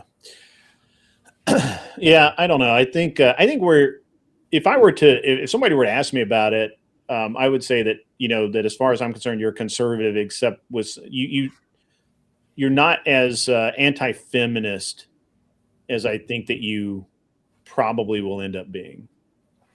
I just don't think that outside of these debates, but I think feminism is a paper tiger. I think that after voting rights happened, right? Since then, it's sort of fizzled out into like a niche mega lesbian sort of weirdo. It's just like a weird purple hair mega lesbian subgenre of society that doesn't have any really power or influence. I think it's a useful whipping boy for the conservative right to be like, look what feminism did. But honestly, like, I don't feel like feminism has had, aside from the fact that we live in a society where women can vote, right, which I'm fine with. I don't think that it actually has impacted me at all. Okay. I went to college and I never encountered, I guess, one or two like radical feminists, but they were bull dykes on the rugby team because I was a rugby player and stuff. And it's just, I just think it's a non-factor, right? It's like, I don't know. So do you think that the feminization of male roles in certain movies and the fact that currently in a lot of genres of media, the average portrayal of a white male married guy is of a bumbling idiot? I don't really watch TV, but I'll go. Yeah, for the sake of argument, probably like the Homer Simpson stereotype. Yes, and even beyond that, right? Like, it's been completely degraded when you actually look into entertainment. If you have a leading female role, they do not allow any masculine figures to have any form of dominance. They have to deliberately come on. I don't want to say cripple, but basically they don't have nearly as much of a presence. They aren't nearly as competent as the woman. It has to be through the woman where they can actually express like themselves almost. But yeah, the archetype of the boss babe is what is prioritized in Hollywood specifically. But even then, it got so bad that these female leads that they have atrocious personalities and beyond like undesirable. And then they also try to make them ugly at times too. They deliberately. And my response to that, sorry. No, I would say that you're probably accurate. Like I said, I don't watch enough TV, but I'm going to assume that you're correct in that. But if that is the downfall of men, then we've already lost. Why are we looking to cartoon sitcoms to tell us how to behave and to determine our behavior? So I just feel like if men in the West can't stand up to a comedy series, then we've already got a problem. We've already lost. Yeah, I don't disagree. Oh, sorry. Go ahead. I will let you. Sorry. I care about entertainment. It's one of those things because I'm an artistic person in general, but I do pay attention to what's going on in the entertainment world. This is specifically what Hollywood is doing. But because they've been trying to practice this for so long, for at least a solid decade, they have shot themselves in a foot where they are making these huge major blockbusters, but they're not receiving any yields afterwards, and they are losing revenue. But there are companies outside of America who've made movies with a significantly smaller budget, but have yielded a lot of success from it, such as Godzilla -1, as well as Markiplier's movie, which is The Iron Lung. They try to blacklist Markiplier's movie, as in completely remove his the findings of how much progress he made on his on the Iron Lung, which was freaking hilarious. But yeah. So I'm Dusty. You know what? I don't disagree with you that, you know, taken on its own, the way media has been reformatted is not that significant. But what I would say is that when we had that, if we had children that were being raised outside and doing things, and let me just contrast this. Like, my son never watches TV. He doesn't have a favorite TV show. He doesn't know what I mean, as far as I know, he's doesn't watch TV at all. Period. And so he gets all of his information through books and then being at school, and then the stuff that he watches through his phone, which he tends towards like militaria and stuff like that. So if you have that kid who, yeah, you're right. The feminist stuff doesn't touch him. But then you have an entire couple of 3 generations of people who are raised sitting in front of a TV set telling them that, you know, married dad dudes are stupid and, you know, don't really belong. And you have all of these shows, which unironically, you know, at this point, culture is somewhat downstream of media, which it ought not be. I will agree with you. It ought not be that way, but it is at this point trending that way. To some extent. I mean, you and I, I don't know how old Glacier is, but you and I were raised in kind of the peak of that shit, right? We're MTV kids, and we were raised through we were raised through the prime age of television, and now we're actively participating in the digital media world, right? You're sitting there, you've got hella guns behind you, and I don't, because I'm a felon, right? But right. Yeah, but I feel like Hollywood has obviously its visibility is outsized by its size, but I just think that it's and you're always going to have this, like, you remember theater kids in high school, they were all gay. I think that we've got Hollywood is full of gay people who are just pushing their own personal agenda. And I don't think that it lands as much on society as people act like it does. I disagree with that. I agree with you that you have that Hollywood is full of people who push a gay agenda, whether they're gay or not. A lot of them, a lot of people have come out now and said, you know, I never was really gay, but I needed to fit in, so it's an easy way. It's an easy way of getting financed. Yeah, give me one. But when we have schools that are having to pass rules because, or they have a problem like we had here at one of our schools, where there was a subculture there pressuring kids to come out as gay, even if they weren't gay. Like, you weren't cool if you weren't gay or bi or whatever the pan or whatever the fuck it is, right? So, you know, like, and so I think you're wrong. I think you're wrong about that. I think that you're absolutely. I mean, I think that you're partially right. You know that yeah, Hollywood's full of people who are either gay or pretend to be gay or have to go along with being gay or sexually deviant to get the gigs, to be in the right circles, to do all of those things. But downstream of that is the culture that influences, and when we literally have high school kids that are being pressured to come out as gay, to to the point that we've had some self deletions over that sort of thing. I think that is objectively against what you're saying. I think it proves out that there is that feminism, to a large degree, has absolutely had an effect on society that's negative. And we are now can't. The question is that, because I don't believe this.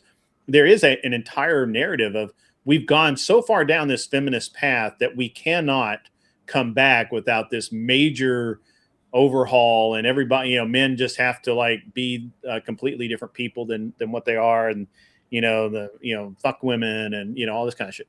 Go ahead. Can I add on to that? Yeah, I want to say what so at one point in time, Hollywood was trying to push the LGBTQ agenda into their movies, where they were financing a lot of movies like that, as well as a lot of writers who were not quite ready to write on like actual scripts.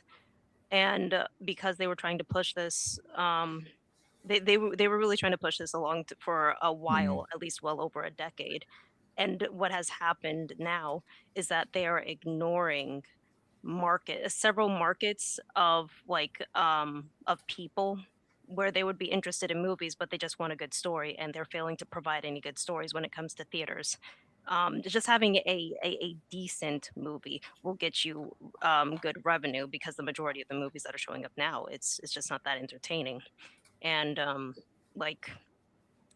going over to movie theaters, that's a bit of like a weird gray area. But for the kids in schools in particular, they've been pushing this gay agenda since I was a teenager, and I'm like 30 now. There's been a lot of kids that have grown up, and since this new generation of kids, where they're trying to push kids to be gay or accept this trans agenda or shit like that, they're rejecting it because they're not a fan of it, and it feels like that's the new status quo, and kids being kids want to rebel against the status quo. Yeah, well, I'm sorry if I'll go ahead. I was going to say, I think that the feminist agenda and the gay agenda and the trans agenda are three different agendas. I don't disagree with that. I just think that it's kind of pushing things along in a very specific way. And feminism, I think, has one very specific aim. And I think that while I don't disagree. What is the aim of feminism anymore? Really, I think it's the destruction of the nuclear family. It is. How I see that would be the way that I. So, the way that I the think anti-natal. Yeah, I think it's. I used to think that it was just to empower all the women and just really. But I don't. I think it's. I don't know that. Honestly, I don't know that there is a central aim of feminism anymore. I mean, I know that like Red Pill has their version of a central aim, but I think there's a couple of different things here, right? You have feminists that want more women in power, more women in politics, so that they can move forward some of these agendas that they have. Then you have more of the what am I trying to think of here? Not the how would I say it without being a dick? Well, I mean, you just have women that want to screw over men and want to have the power to do so, and so that those obviously those women are pretty crazy, loony, whatever. Yeah. At least I think so. Maybe you don't. But anyway. No, I think they are. I think that at this point, like I said, feminism was for voting rights. They won. They can go home now, right? It's the same with It's the same with Black Power. It's the same with any minority movement that gets what it wants. Then then what do you do now, right? Yeah. I think that most feminists went home after voting, and that what we're left with now is just kind of it's like a caricature of something, and it's just I don't know. I think the best way to deal with feminism is to just ignore them, and not let them impact your life. You're married in a traditional lifestyle, with all your guns and shit. I'm doing the same thing. Glenn is still gay. And there's, if you he's only gay for Resta. There's lots and lots of women out there. Okay, listen. This is how you resolve feminism. You fuck the feminism out of it. That's right. He's right. He's fucking right. Because even the most blue-haired bull dyke on the football team still wants to bang a dude. Yeah, and here's the funny thing is this is the problem with feminism. You know why we have feminism here? Because we have a lot of inadequate men not leading, and they have tolerated this bullshit. They played the nice guy. They think that, okay, yeah, we'll just cater to them, and then now you got them running amok, and now you're mad about it. We'll stop being the nice guy, be the right guy, okay? Be the kind guy, but be the good guy that doesn't take bullshit, and just tell them hey, what you're doing is bullshit. Get in line, get your ass back in the kitchen, go make me a sandwich.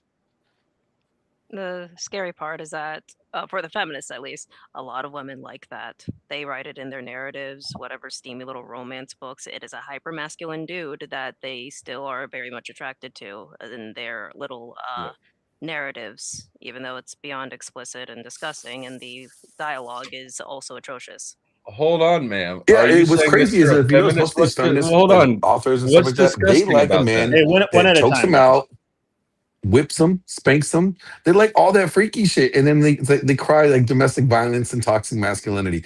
Which one is it? I'm confused. So, Glacier, what is disgusting about that? Oh, I can't hear Flo now. I'm gonna have to hop out and hop back in. Damn it, Flo! Why'd you do that? Because you talked over him. Right back. Yeah, go right ahead. Are you do you consider yourself a feminist? Oh, fuck no. When it comes to literature in general, the quality of literature has gone down so drastically that it's hard to find a good book with an oversaturated market. Part of it is AI books, but a lot of it is that we have traditional publishing is capitalizing on women and romance novels to the point where the books themselves are deliberately intended. Hello? Yo. Yeah. So you're just talking about the writing quality. You have no issue with a dominant man and a submissive woman. Yeah, I have no problem with that. I'm talking about how it's portrayed in the romances, because it's too it is deliberately it's smut. The simple way of putting it is that it's just straight up smut, and even the copy books that they have going afterwards is that it just gets more raunchier, but it doesn't have it's not sensual, it's not creative. It is deliberately intended to be just graphic for the sake of it, and it's very accessible to children. And that's Do you agree that men are aroused with their eyes and women are aroused with their brains? Yes, absolutely. What men watch, women read. Oh, hold on. This is going to TTS. At Lawrence Junf donated $5. Super chat. Hail to Lord Grid, the king of NASCAR. Glacier, what do you think of PH Diva? There's a reason to call her PH. You can't hear it because you guys are all on YouTube, but it TTS and it was awesome. Hail to Lord Grid, king of NASCAR. I'm not, but that's okay. Glacier, what do you think of PH Diva? So, first of all, it's just Diva. She doesn't prove anything. It's just Diva. So screw the PH. She doesn't want to show her credentials at all. I don't give a shit about her credentials. She's just a diva to me. Ratchet one at that. Why do women think that throwing a PhD in front of their name makes them sound smarter, when we know y'all, not all women, but a good majority of women suck at even the jobs that they're in. Good, go shake the demons out. Can we get rid of the HR department, please? So a couple of things. First, when it TTS is the chat can hear it, the people watching on YouTube can hear it, but the people in the studio can't hear it because they have YouTube turned off, so that it doesn't mess with the audio quality. Welcome, Denizen, who has come up to talk about something. I'm not really sure what. Denizen, can you hear us? Is this thing on? It is on. Wow, your mic is hot. Let me turn you down. Hey, you're not too bad yourself there, sailor. I know. I get that a lot. Unfortunately, I'm not gay, so I'm sorry. Great, the gay agenda's here. Well, I still got Glenn, so we're safe. Yeah. Hold on. Let me finish. Glacier, is there high quality smut out there that you like to read? No, I don't really like reading smut in general. Very disappointing. Well, I'm sorry, I can't fulfill your fantasies, Dusty. Why you is can? Why is You the just gotta helping try hound, harder. Why is the helping hound asking if women get aroused from Heinlein? Did I miss something while I was like distracted? What's Heinlein? Robert Heinlein. That is like a Swedish band. Robert Heinlein. He wrote Starship Troopers, Stranger in a Strange Land. Oh, right. Oh, okay. I don't know what he looks like. Well, he actually, I believe, was in like some weird throuple relationship, him and two women, and he was That considered. doesn't sound weird to me. He was considered the first true libertarian. So, Glacier, did you read 50 Shades of Grey? Fuck no. I heard it was really He thinks good the book. lady doth protest too much. That was a pretty aggressive protestation. I mean, well, she's blushing now. Look how cute she is. You can hear it, can't you? Yeah. Can hear the blushing. It's okay. It's okay. I've read Twilight, but I never read 50 Shades of Grey. It wasn't interesting. That's okay. In that. I didn't read 50 Shades of Grey either. I didn't read either of them, but I've seen Twilight a lot of times. Why? I watched the first one and it was so bad. It came out when I was dating my ex-wife and she was all into it, and then she got pregnant, and then when you're pregnant you sit around and watch movies and shit. We watched a lot of Twilight. Now, Glacier, what would we have to do to get you to do a live reading on YouTube of 50 Shades of Grey? I don't even think that can be on YouTube. Can it? The fuck? Yes, it can. It can. I don't know. Think about it. Did you like the new Batman with Robert Pattinson? We will start with $50. What does that get us? A chat. $50. Wow, she's kind of a cheap date.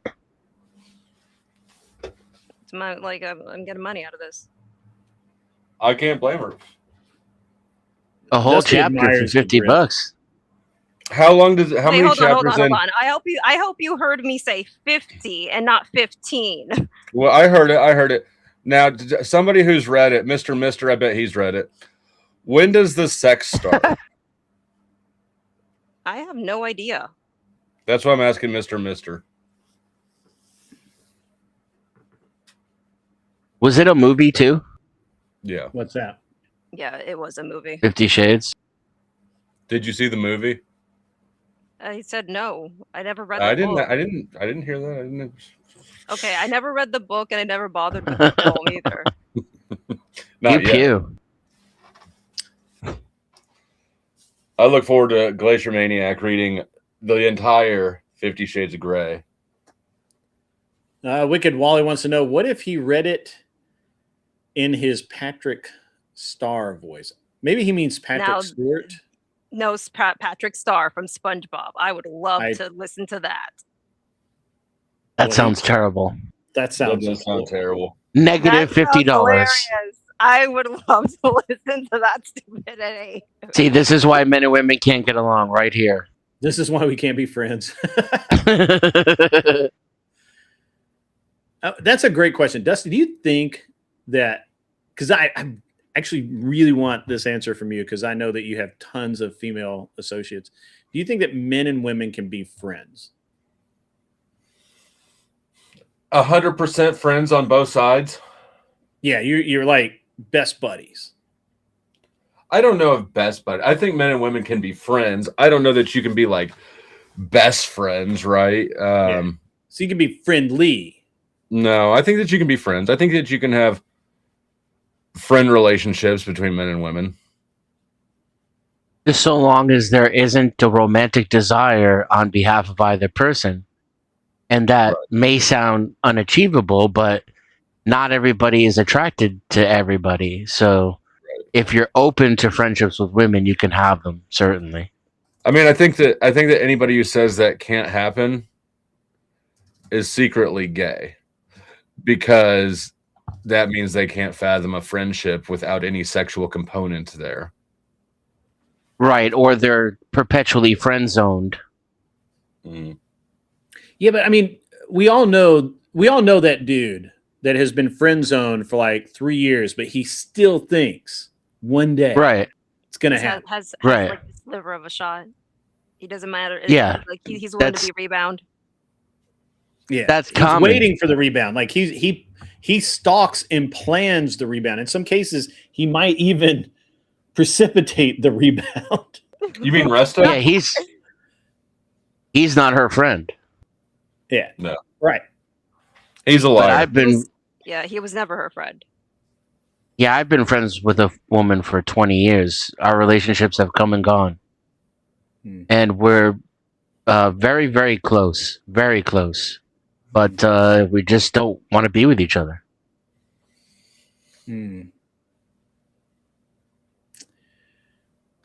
Yeah, I can be friendly with women, but I don't have any female friends.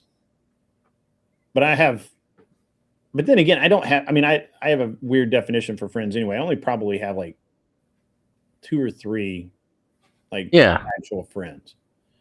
I think the more the older you get and the more mature you are, the smaller your circle gets, in my opinion. Unless you're a public person, then that's an exception. Yeah, I have a lot of people that I associate with, that I'm friendly with, that I would even count on, but I think some of y'all put too much pressure on the word friend. I agree. There's a little bit of that. I don't disagree with that. But then what do you call someone who's like your ride or die? Yeah. Is there another word for that? Friend is kind of the epitome. It's too broad.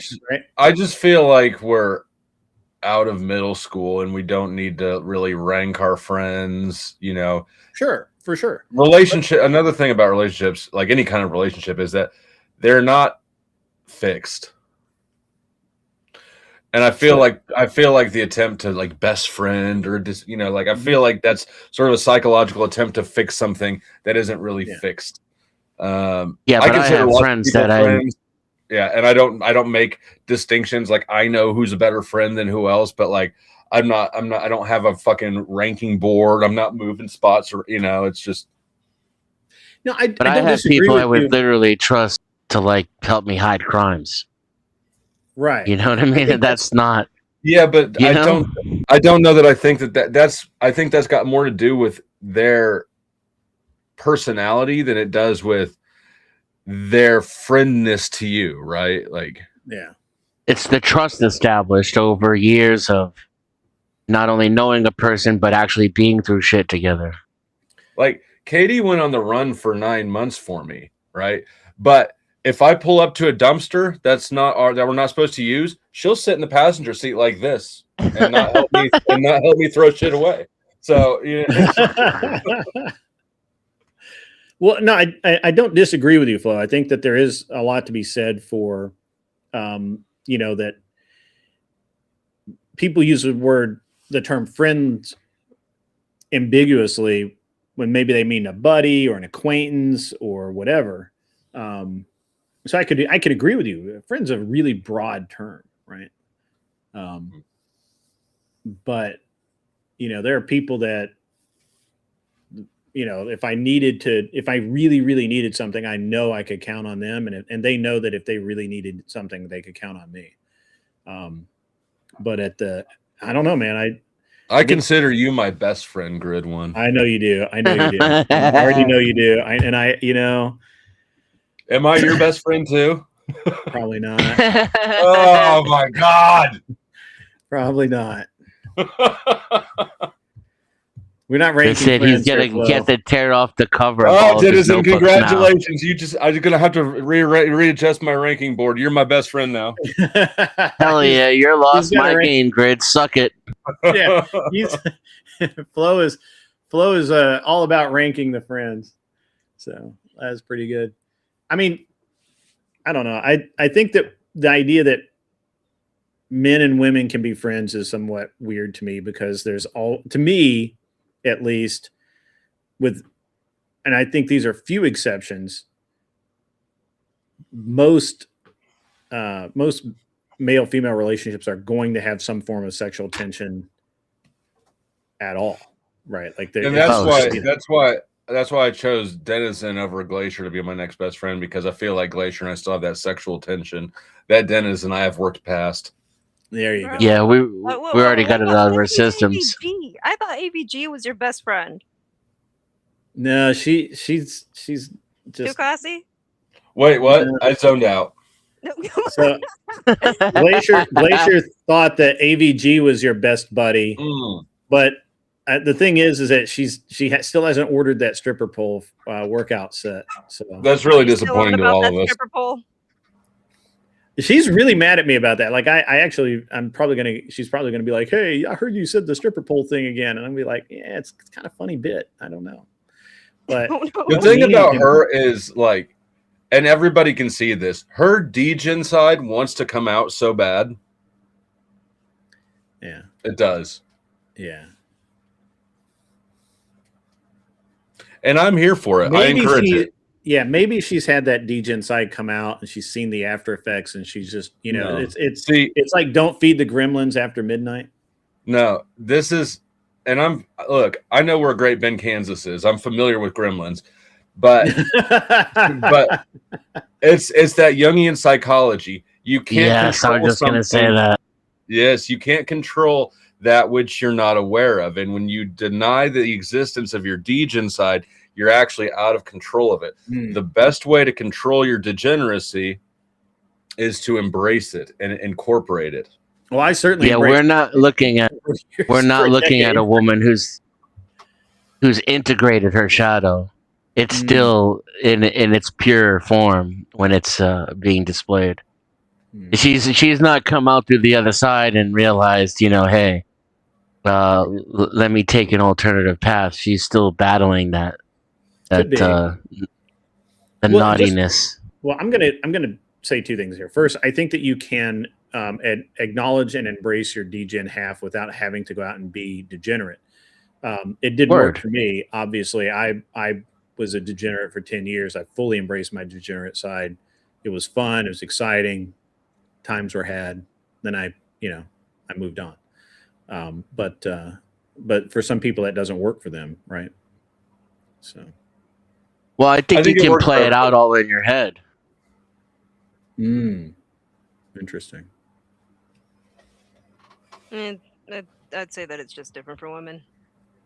It is actually very different for women. I understand that, and I admit that. I just don't, and I acknowledge it. I just don't know that there's anything wrong with admitting that there is a degenerate side to you that you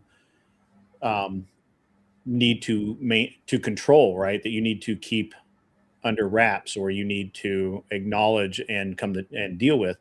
I don't know that it's healthy to do otherwise. I'm not going to say that what people choose to do is wrong, because everybody's different, but I know for me, I'd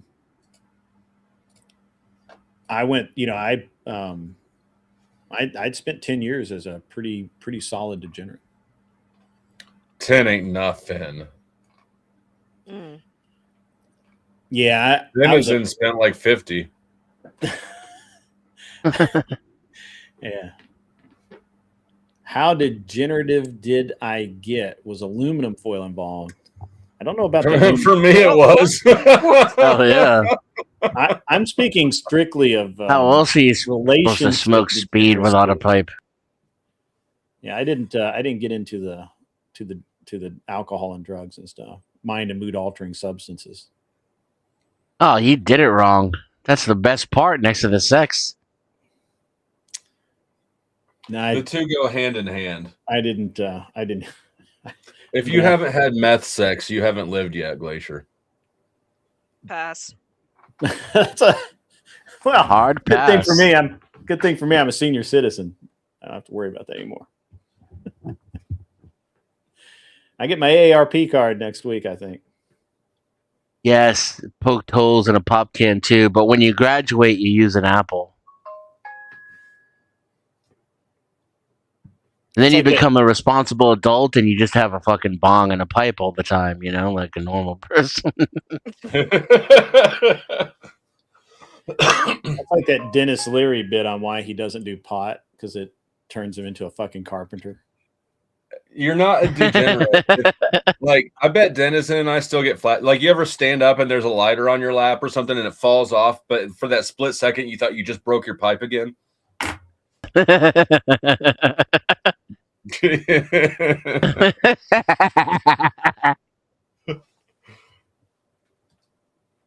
that trauma stays with you. Yeah.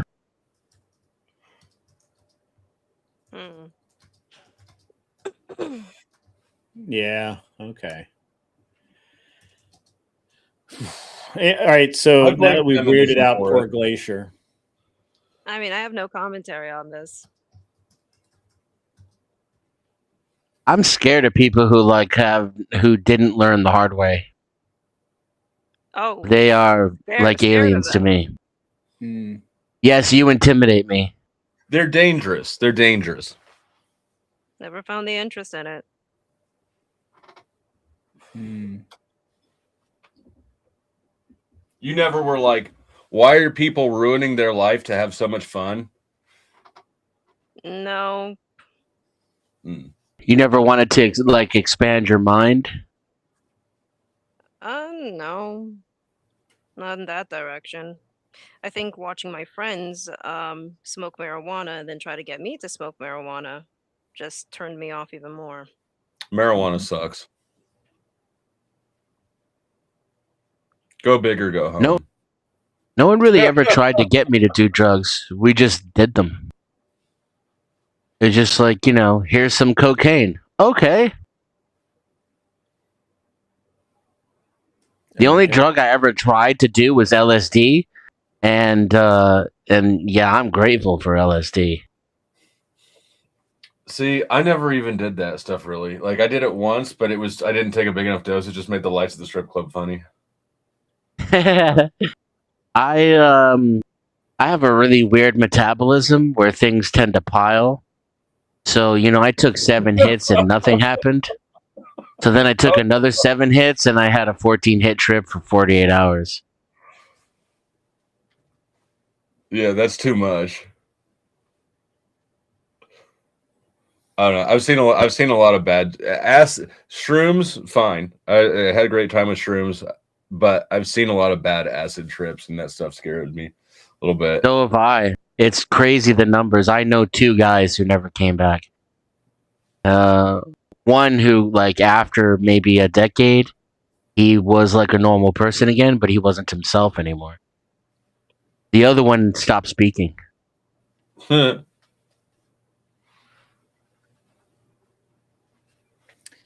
Dennis Leary had some of the best comedy about drugs. It's just so good. You guys should listen to it. No Cure for Bill Cancer. Hicks, too. Yeah, he's a glass of orange juice now. Don't spill him. Yeah, that makes me thirsty.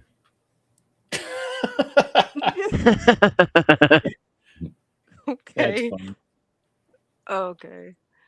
I'm thirsty. We went to, my daughter just turned 16, and so we went and tagged her car today. And while we were out, I had to get myself some food to like soothe the sales tax pains.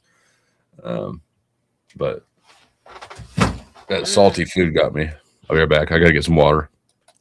There's like a whole thing in racing where we talk about how people think that all these things that they do in life are expensive, and then the or they are demanding, or really people suck people in, and we and we would say that racing is one of those things that makes or makes you pardon me, racing makes heroin abuse seem like a vague longing for something salty. So that's how bad the apparently auto racing gets you. Interesting. Yeah, like they say, you only really truly enjoy two things: serotonin and dopamine. Yeah. Everybody gets their fix one way or the other. Yeah, probably so. Mm-hmm. I think mine. Shout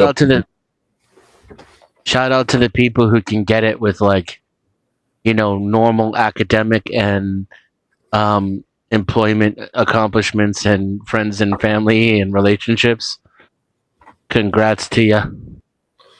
Well, that's the thing, right? There's a sustainability component here, right? You just can't be at 10 all the time, because then 10 becomes the new normal, right? Your equilibrium adjusts.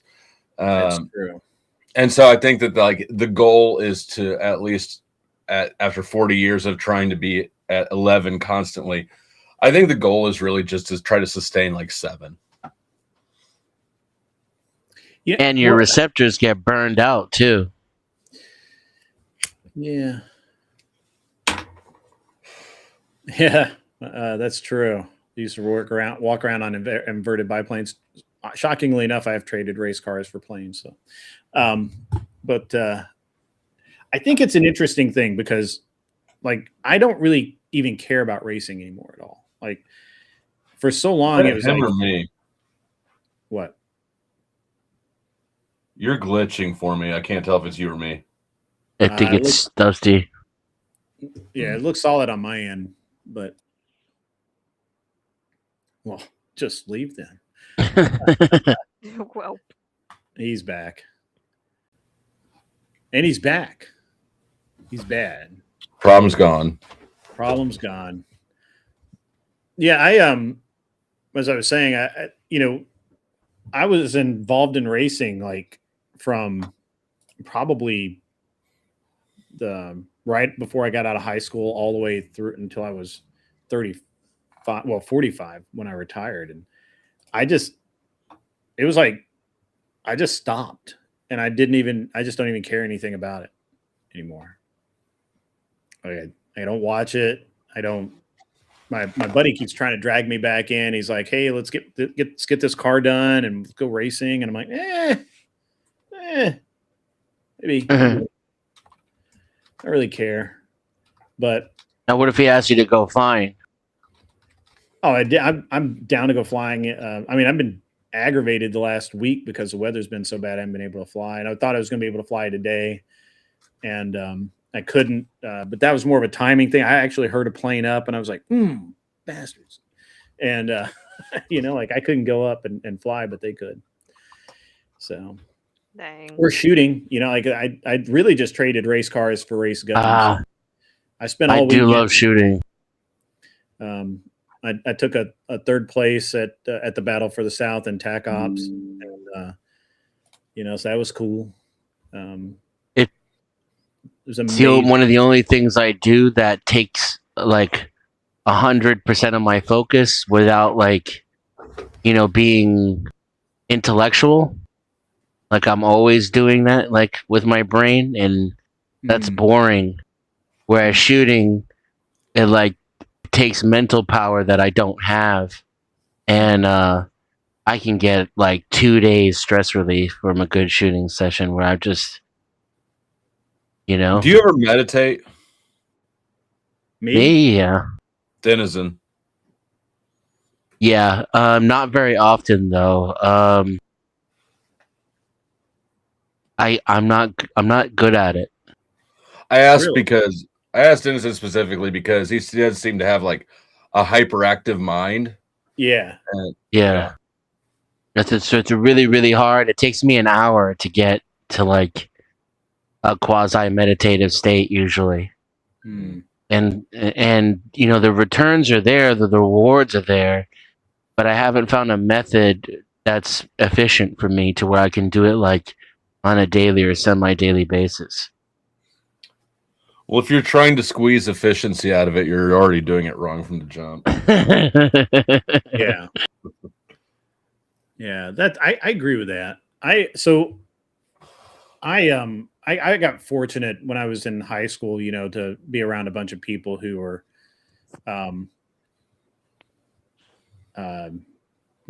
were meditative, right?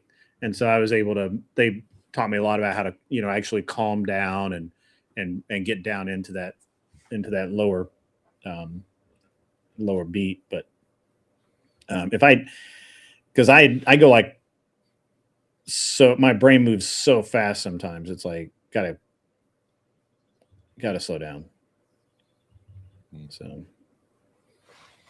yeah, I learned how to do it pretty good in jail. Well, it turns out if you got a few months with nothing to do and people around you constantly, like you have the time and the incentive to want to just kind of like zone out. Yeah. Jail in the Art of Zen could be a new book. Could be. Yeah, when it was crazy because I learned to meditate in jail, and then when I got to rehab, you know, you can actually put in earbuds and lay down in a room that's dark or whatever. It was like almost too much. Yeah, if I went to jail, man, I would get jacked as fuck. Yeah, it's kind of hard at the jail I was at because there was no weight room, there was no yard time. It was 24/7 lockdown. So we would do, you know, use a towel and do pull-ups on the bars and push-ups, but you can only go so far with that. Yeah. And do they let you have as many books as you want? Nope, 1 book per inmate at a time. Wow. Yeah, they didn't want you killing people. Yeah, no, 1 book per inmate at a time, no TV, no commissary, 2 decks of cards per 8-man tank. What did you do to get like in like max punishment there? I went to a small town and then didn't play by the rules. You know, like when you're dealing with small town cops, there's a way that they expect things to happen. And so when I made bond the first time, that same day they put out arrest warrants for Katie for all the shit that I'd been arrested for. They wanted her to snitch on me, but I saw it coming, and so she was already in Los Angeles, staying with friends. And so the cop came by the house. He's like, "We're here to pick up Katie." I said, "She's not here." He goes, I said, "You know that she's not here. That's a violation of there was a no contact order because she was a witness." And I said, he's like, "Where is she?" I was like, "I don't know. I can't talk to her. But if I were to guess, I'd guess LA." And he was like, "Los Angeles?" And I was like, "Yep." So they didn't like that. They didn't like that we did things different and didn't play by the rules. They didn't like that I wouldn't give them the combinations to my safe and made them blowtorch them open. They didn't like that I was helping people in the cell with me read their paperwork. They just didn't like. I was just a pain in the ass. You can imagine. It's a shocker that you were a pain in the ass. I know. And then they didn't like that I started I called it La Resistance. Every inmate is allotted a certain amount of toiletries per morning, right? Like every inmate can get 1 razor, you know, things like that. And so I started La Resistance. I had every inmate in the whole jail using all of their toiletry resources, just everything. I was like, fuck, if you're gonna waste my time, I'm gonna waste your money.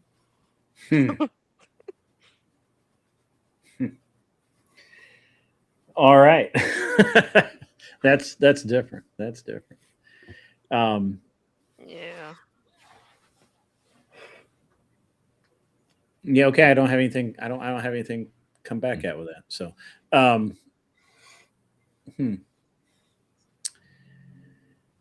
yeah.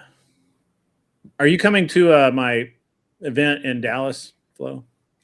I am planning to come. If you have a debate for me, I'll commit to coming. But I am planning to come either way. Okay. Right now the card's full, but we're trying to. I'm trying to add some. I have enough space for about somewhere between 150 200 people. But it's a big open area with a reception area in front and like a little kitchen area. So I'm trying to. I can add 2 or 3 smaller rooms that are part of this, and could Nobody set up puts Dusty in the corner. Yeah. Apparently they put him in jail cells, but I'm not going to do that.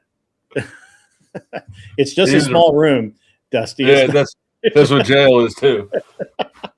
It's just a small room, no flashbacks or anything. Okay, and but we may have some some lower, kind of like not lower end, but some more. Like we'll have the main debates going on, and we'll have some other debates going on as well. So, yeah, like I said, I'm planning on being there. Cool. I'm not committing, but if you do find a debate for me, then I'll commit at that point. If there is another event going on. I'm not sure if you're aware. What's that? The main first event. Oh, actual Debaticon? No, it's a rip off of my event. Oh, yeah, I'm probably not going to that. I do like Dinesh D'Souza, and I would not mind seeing that debate, but the tickets are priced like they were last year, and I don't know. We'll see how it goes. So right now, from the hip, what I'm planning on is going to your event, and then I kind of want to go to Six Flags over Texas. So I don't roll down. Yeah. So we might, because that's in Dallas too, right? So we might hit a family thing. Yeah, for sure. Well, at least a me and Katie thing. You're gonna leave the kid still at have home? the rattlesnake. Yeah. No, I'm the kid in the family. So yeah. Anyways, we might go to the amusement park, and then if it works, I wouldn't mind shelling out some money to see Dinesh, but the Dinesh debate. But I just don't know that I'm spending. I don't know what it would be for both of us, $700 or whatever to go to all the things. Yeah, I think that's going to be one of the better debates. I'll tell you privately who we have lined up. Okay. It's a baller lineup. And you should probably tell me publicly to entice people. No, I can't jinx anything until we have everything done. But right now we have 2 seriously awesome female debates going on. One on feminism, and the other one, they want to do it on I don't know. I think it's like patriarchy or something. So, we'll figure it out. But it's going to be good. And like I said, it's going to be a big How party. much? Sorry? How much to attend? Mine? Nothing. Yeah. Oh, that's nice. Are you going, Denizen? Texas? No. I don't even know where you're at. I really want you to go because you've managed to be a faceless person for way too fucking long. It would kind of be crazy if I showed up and people got to see me for the first time. It would shatter some minds and illusions, I think. And we could debate economics in person and upset the apple cart. We could debate. Denizen and I have been getting along splendidly for months now because we avoid talking economics together. But if Denizen was there in person, we could light that bitch on fire. That would be awesome. Yeah, you should do that. Yeah, you should totally do that. This year so in November I did not grift effectively. I actually the super chats from that event were really, really low, and we didn't market it well enough. In November, what was in November? I did the one in November at DebateCon Nashville. Oh, was that in November? That was only that long ago? Yeah. Huh. I know. Are they doing biannual or it's weird how they do it. I think they should do one every quarter. I think every 3 months they ought to do it. Every quarter seems like kind of a lot. Yeah, but they're doing it in different places. They just did one in South Carolina. They just had Andrew and I forget who the guy was that he debated. It was good. And that's where Brian Shapiro was there and debated Rachel, or tried to. So, it was. I mean, I've never seen anyone who could potentially make good arguments if he could just control his emotions. That guy is just like, I've heard of wearing your heart on your sleeve, but this dude just has it like nobody wants to see him control his emotions, though. No, I know, right? He's it's fun to laugh at him now, and he is definitely a meme. He gets off on that. He gets off on people laughing at him. I was asked last week by we can hear you. I was asked by someone last week to go on their show that they were going to have Shapiro on and do a kind of a debate panel sort of thing, or Shapiro versus the world kind of deal. And I just had a feeling it was. Well, first of all, I don't like those kind of events. I don't like shouting over people. I'll just fucking leave. I don't give a shit. Like the other day, I forget who was being a dick over in Beth's, but it was 10th Man. Yeah, it's 10th Man. It's yeah, I saw that. like I'll just fucking leave. Like Yeah, no. I remember I remember when he raged out on AVG's server. Not AVG server. I mean AVG's after panel. Forgot what it was about, but it was just like I think I was trying to take the time to actually understand what his ideals were for a hot second. He doesn't know what his ideals are. What are you talking about? No, he doesn't. Then it was realize Rocky how too. Impractical. He didn't realize how impractical what he wanted was as a solution. Well, yeah, it was an interesting thing with 10th, because I was looking forward to a really great conversation about, with Dennison about wind farms and how the energy is being used and how the public gets played so many times by, all the bullshit that comes through and people don't understand anything. And I expected Avarice, Dennison, and I to have and there was somebody else there also, and I can't think of who it was, but I expected a good conversation. And 10th Man constantly just makes it all about him, and it just is so fucking annoying. Yeah. And finally he just kept talking over me while I was trying to make an actual point. And I was like, you know what? Fuck this. I'm out. I'm not going to argue. I'm not going to debate with someone who's not even going to fucking listen. So those were Uncensored America events, but they did have a debate con in Houston. Okay. February, March. Okay. Thank you, Wally. Appreciate that. I think I went through an arc where I was 10th man on the inside. Yeah. Just like way too. I heard about that arc. Way too much like in my own head. My head up my own ass. Because like the panels can get ridiculous, right? So then you kind of like lose respect and you can lose perspective. But you are dealing like you're in a social situation with other people with their own agendas. Usually there's a host, and those are things you have to take into consideration. Otherwise, you're not contributing to the flow. Even if what your commentary is might be better than what's being offered, it's not the point, right? Like, right. It's its own entity that you need to participate in rather than try to overtake, And I like without even realizing, I would let my own agenda like take over, Did you make Mike Cerrone rage quit? I always make Mike Cerrone rage quit 100% of the time. Who's Mike Cerrone? You explain him. I mean, he's borderline actual NPD, like certifiable, not like how we throw the term around on YouTube. And he's probably one of the biggest lolcows on YouTube. I call him the Milkman, aka the Double Dipper, because when I met him, he was scratching his ball cheese on the shit show and then sniffing it.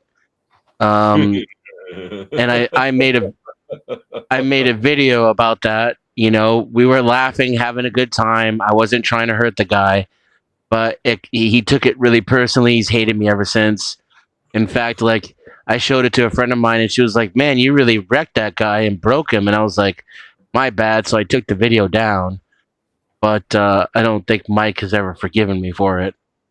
I think, yeah, Mike has a little bit of a grudge with me too. He's come over to my panel once or twice, and he won't do it again. I was showing a video of him like standing up with his big man titties. His shirt got hung up on him, and he tried to say that was AI. And there's another one where he's just kind of sitting there, and then he goes bleh, and just like throws up on himself. Yeah, it's fascinating. Like, before AI was a thing, he used to just lie and say that those things never happened.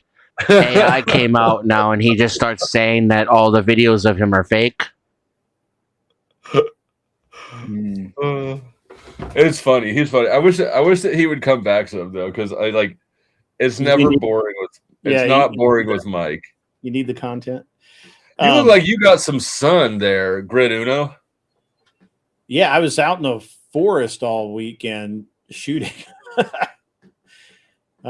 The place I went, like I don't know, I don't have any of the video in front of me or anything, but I mean, so this is a 2,000 plus acre complex that was used by this guy put together, and he did military training there. But then, you know, there's so many places that the military can do that now that it wasn't enough. He wasn't booking out enough to be able to really pay, you know, to make it worth it, right? Pay himself. So then he took it. He started a private membership, and that helps. And now they're having matches there, and that I think that's got him to where it's a good kind of medium for him. But this place has, like, we shot out to 700 yards. There's a place there that you can shoot out a mile. But we were shooting out to 700 yards in several different places. And there were 11 stages, 10 stages. We did 4 the first day, 5 the second day, and 1 on the last day because of the weather. And it was awesome. I have no idea how much I shot, but it was a lot. I easily burned through probably 300 rounds of pistol, pretty close to 500 rounds of rifle, and at least, because I didn't use my shotgun as much, but I probably went through at least 200 rounds of shotgun.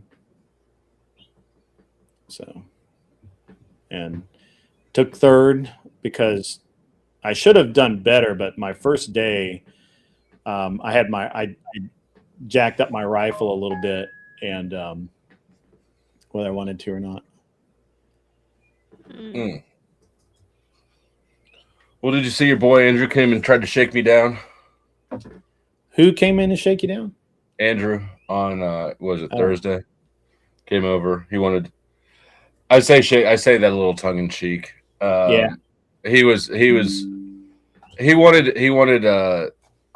the text messages between me and Sarah, and I told him no. He was you know, it was a little bit of hot cold, little pressure off pressure, but he ended by sending in $100 super chat and thanking me for my time. So it was all gravy. Yeah, I think that. Yeah, I don't know. It's well. I'm gonna because there's been a little bit of stuff afterwards, so I'm not gonna get too into it here. I've got a stream set up for 8 for my time, so I'll cover some of it later. Yeah, but I might. I'll probably be on. I mean, I'll be away. I'll be around later. I can maybe jump on or something. But I've been staying out of that. I mean, I did get invited on that stream with Brian Shapiro the other night, and I knew it was going to be a shit show. And I tuned in for like 3 minutes, and it was a shit show. And so I left. And I I didn't even watch it more than that. I just I clicked in. I was evaluating it. I was like, nope, I'm gone. I'm out. I don't want any part of this. So.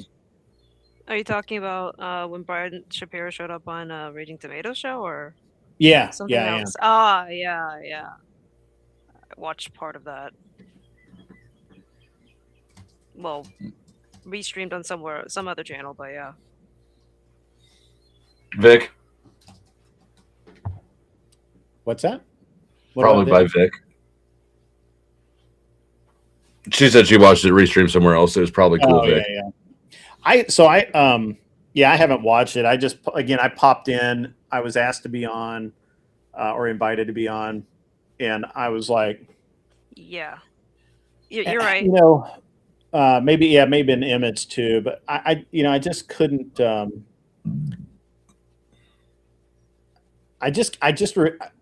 had a kind of.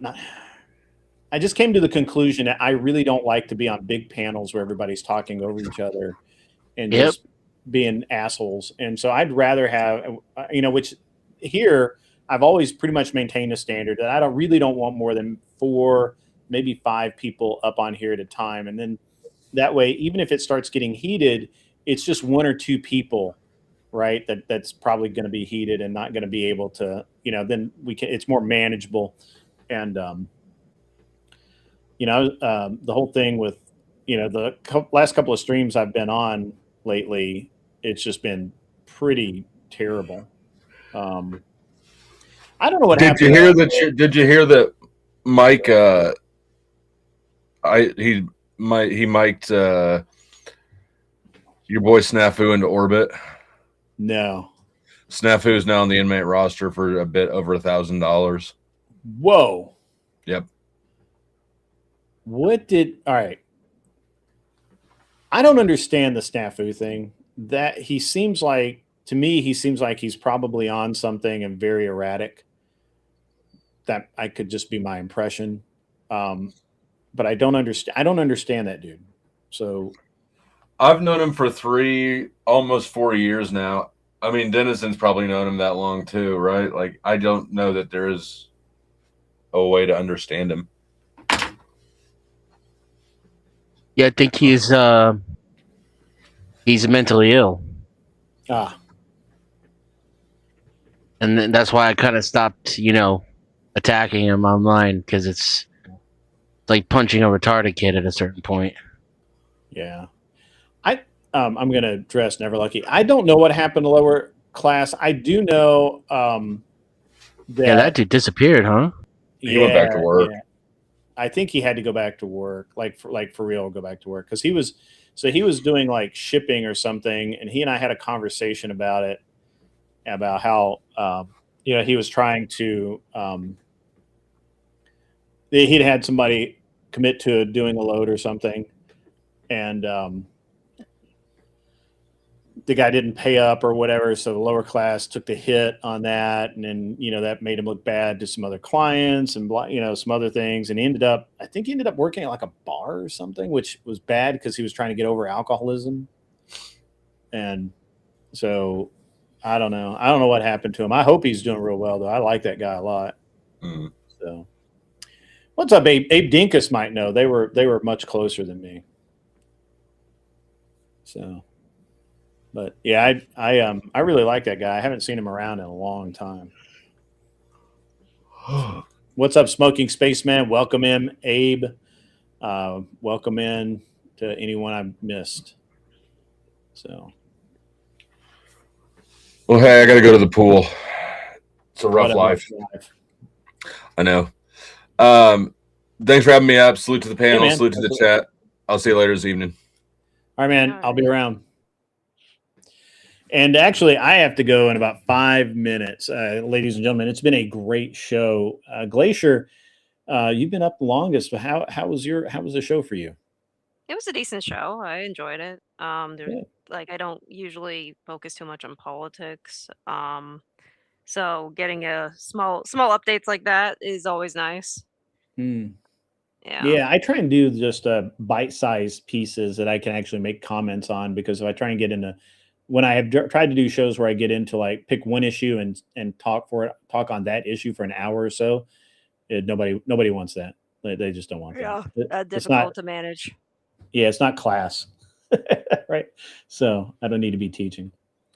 Dennison, how are you? How was the show for you? Did you enjoy it? Yeah, I usually enjoy my conversations with you, Grid. You keep it classy, so I like coming up here. Yeah, I try. And I really was looking forward to a really good energy debate the other day. And honestly, I was enjoying the discussion we were having about philosophy versus religion. It's just, yeah, I would have liked to have been able to pursue that farther, Rocky get into some. Yeah, we could have we could have got into some stuff, but Rocky just that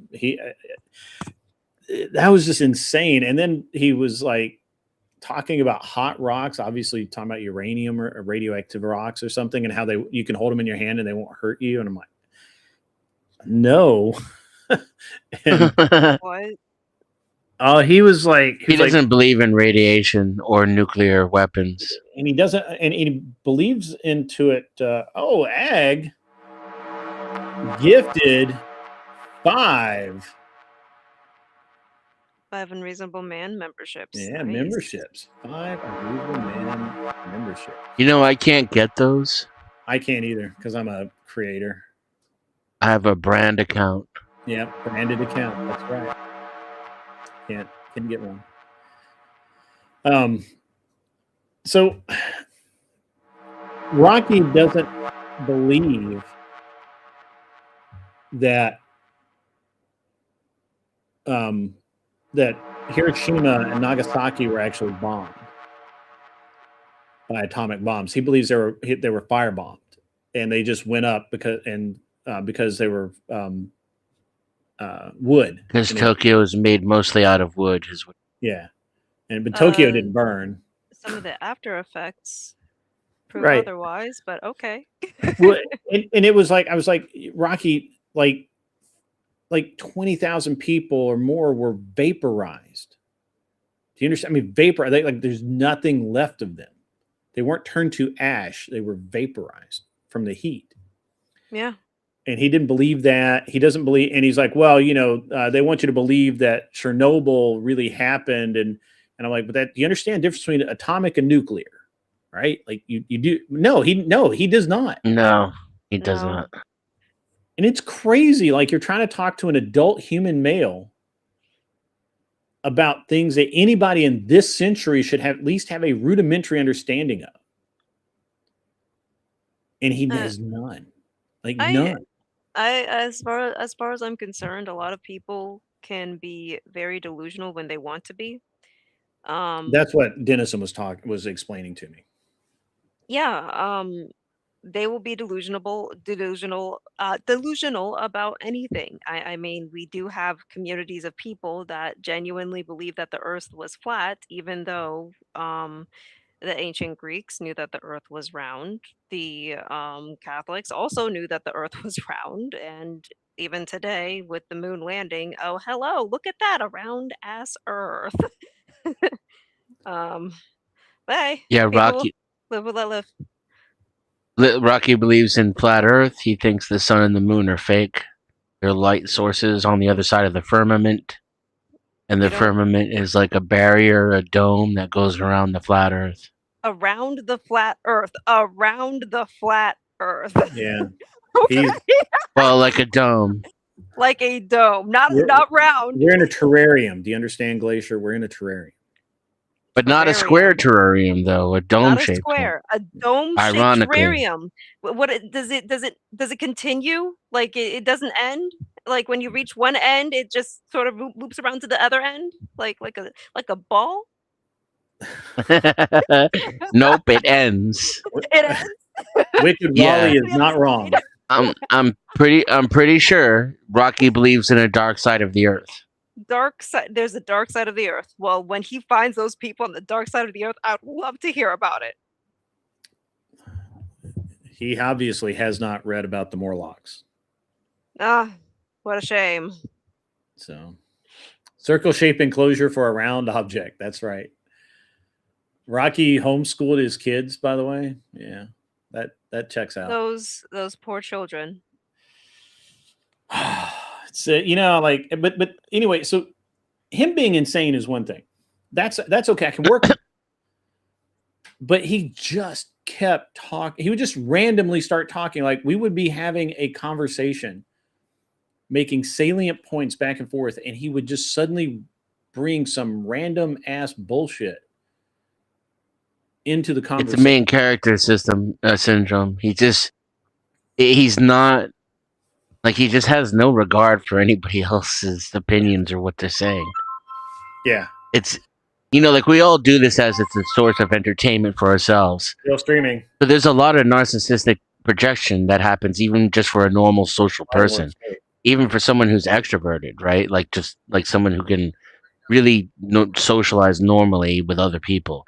There's still like a narcissistic twinge to it. Yeah, I know, but because they engage with YouTube as like their source of entertainment. I think just Rocky is like, he's hyper focused in that mode, right? Like we're like animatrons to him, just all of us are NPCs. Yeah. Rocky's he's a special guy, but I didn't understand it until, the flat earther thing explains it all. But again, I can agree. I can accept that he wants to be a flat earther. I can accept that he wants to have all of this, like weird beliefs. My problem is that Can't have a conversation when he's on the panel. He just randomly starts talking about weird ass shit that nobody cares about. It would be different if it was something we cared about, but you can't stay on topic. It will not stay on topic. So, this is one of the reasons why, I'm certainly not going to throw stones at anyone. I understand everybody has a different way they want to run their shows, and I'm not sitting in judgment at all. However, what I will say is that I've noticed over the past 2.5 years that there's a group of people who want to go onto these shows, and they're just not equipped. Yeah, they're not equipped. And so what they do is they constantly seek out newer streamers with low viewer counts so that they're welcomed. And right. these people will put up with their bullshit. And so they go there, and they won't be kicked off. They won't be told to leave or that they're not welcome. Mel is a perfect one. Melvin is a perfect example, of someone that just goes from stream to stream to stream until they kick him off and get tired of his bullshit. Rocky, I don't know that he actually gets kicked off. I think he just, people stop letting him come up or whatever. But I've noticed this over the past 2.5 years. I've been doing this, and it's pretty crazy. Imperious is another one. Imperious is a perfect example, right? Like, oh yeah, he finds new streamers that with low viewer counts, and he comes on there and he talks and everything's great. He did it with AVG. Yeah. He did it with AVG. He loves to do it with female streamers. He did it with Kat. He did it with some others, and that's. And the thing is that, the problem is that you can tell somebody, hey, this is not a good guest. This is not somebody that's going to add to your channel, but they're not going to believe it. And and for a while, the drama can raise your viewer count because people want to see the train wreck. Yeah. But over time, it just it trashes your channel out for someone like me. There has to be like a balance maintained whenever you have those things. I know that AVG, like honestly, some of the biggest viewerships that AVG has had before she started changing her started using OBS more was probably some of the streams where we had the after panels where there ended up turning into more of like chaotic debates. 10th Man was one of the good examples. There was Kieran one time with Cypher. And then I think like between me and Denizen, it's happened a couple of times. they do provide it, but I think it's because of the fact that she's actually trying to distance herself. That we've actually had clean streams and calmer debates where she's actually forcibly moderating it more often. That it's working out for her. She recently got monetized. I know. So, yeah. I thought when I made sure she got her 500th. I was the. Oh yeah. Yeah, I was in there when she's like, "Oh, I'm at $4.99," and I'm like, "Oh, okay, no problem." So I Yeah. went down with my gun prattle channel and made sure she got that 500th. Fantastic. I thought what she did when she like kept putting me backstage and then bringing me up was masterful. Yeah. And I wasn't even annoyed by it either. So Yeah, guys, I She have did to it get just out of right. here. Go right ahead. Unfortunately, I want food, honestly. yeah, I have to go. You guys go find another channel to patronize. I don't see anybody. I'll look again. I didn't see anybody live to forward you to.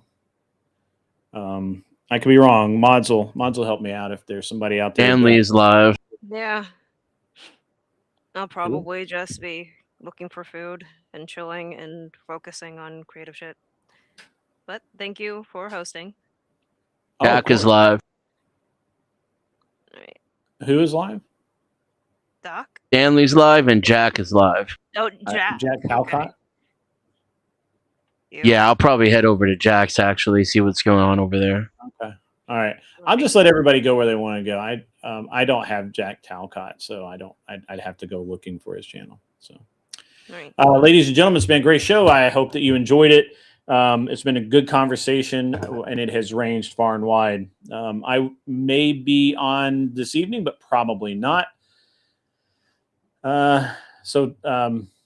Probably Friday evening will be the next time I will be on. You got, if not, well, Friday afternoon, obviously, for the day shift, but then Friday evening will be the next stream. You guys have a great rest of your day. And if I don't see you, we'll, have a great rest of your week.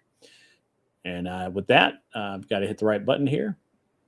And we're out. Arrivederci. All right. Bye. See ya.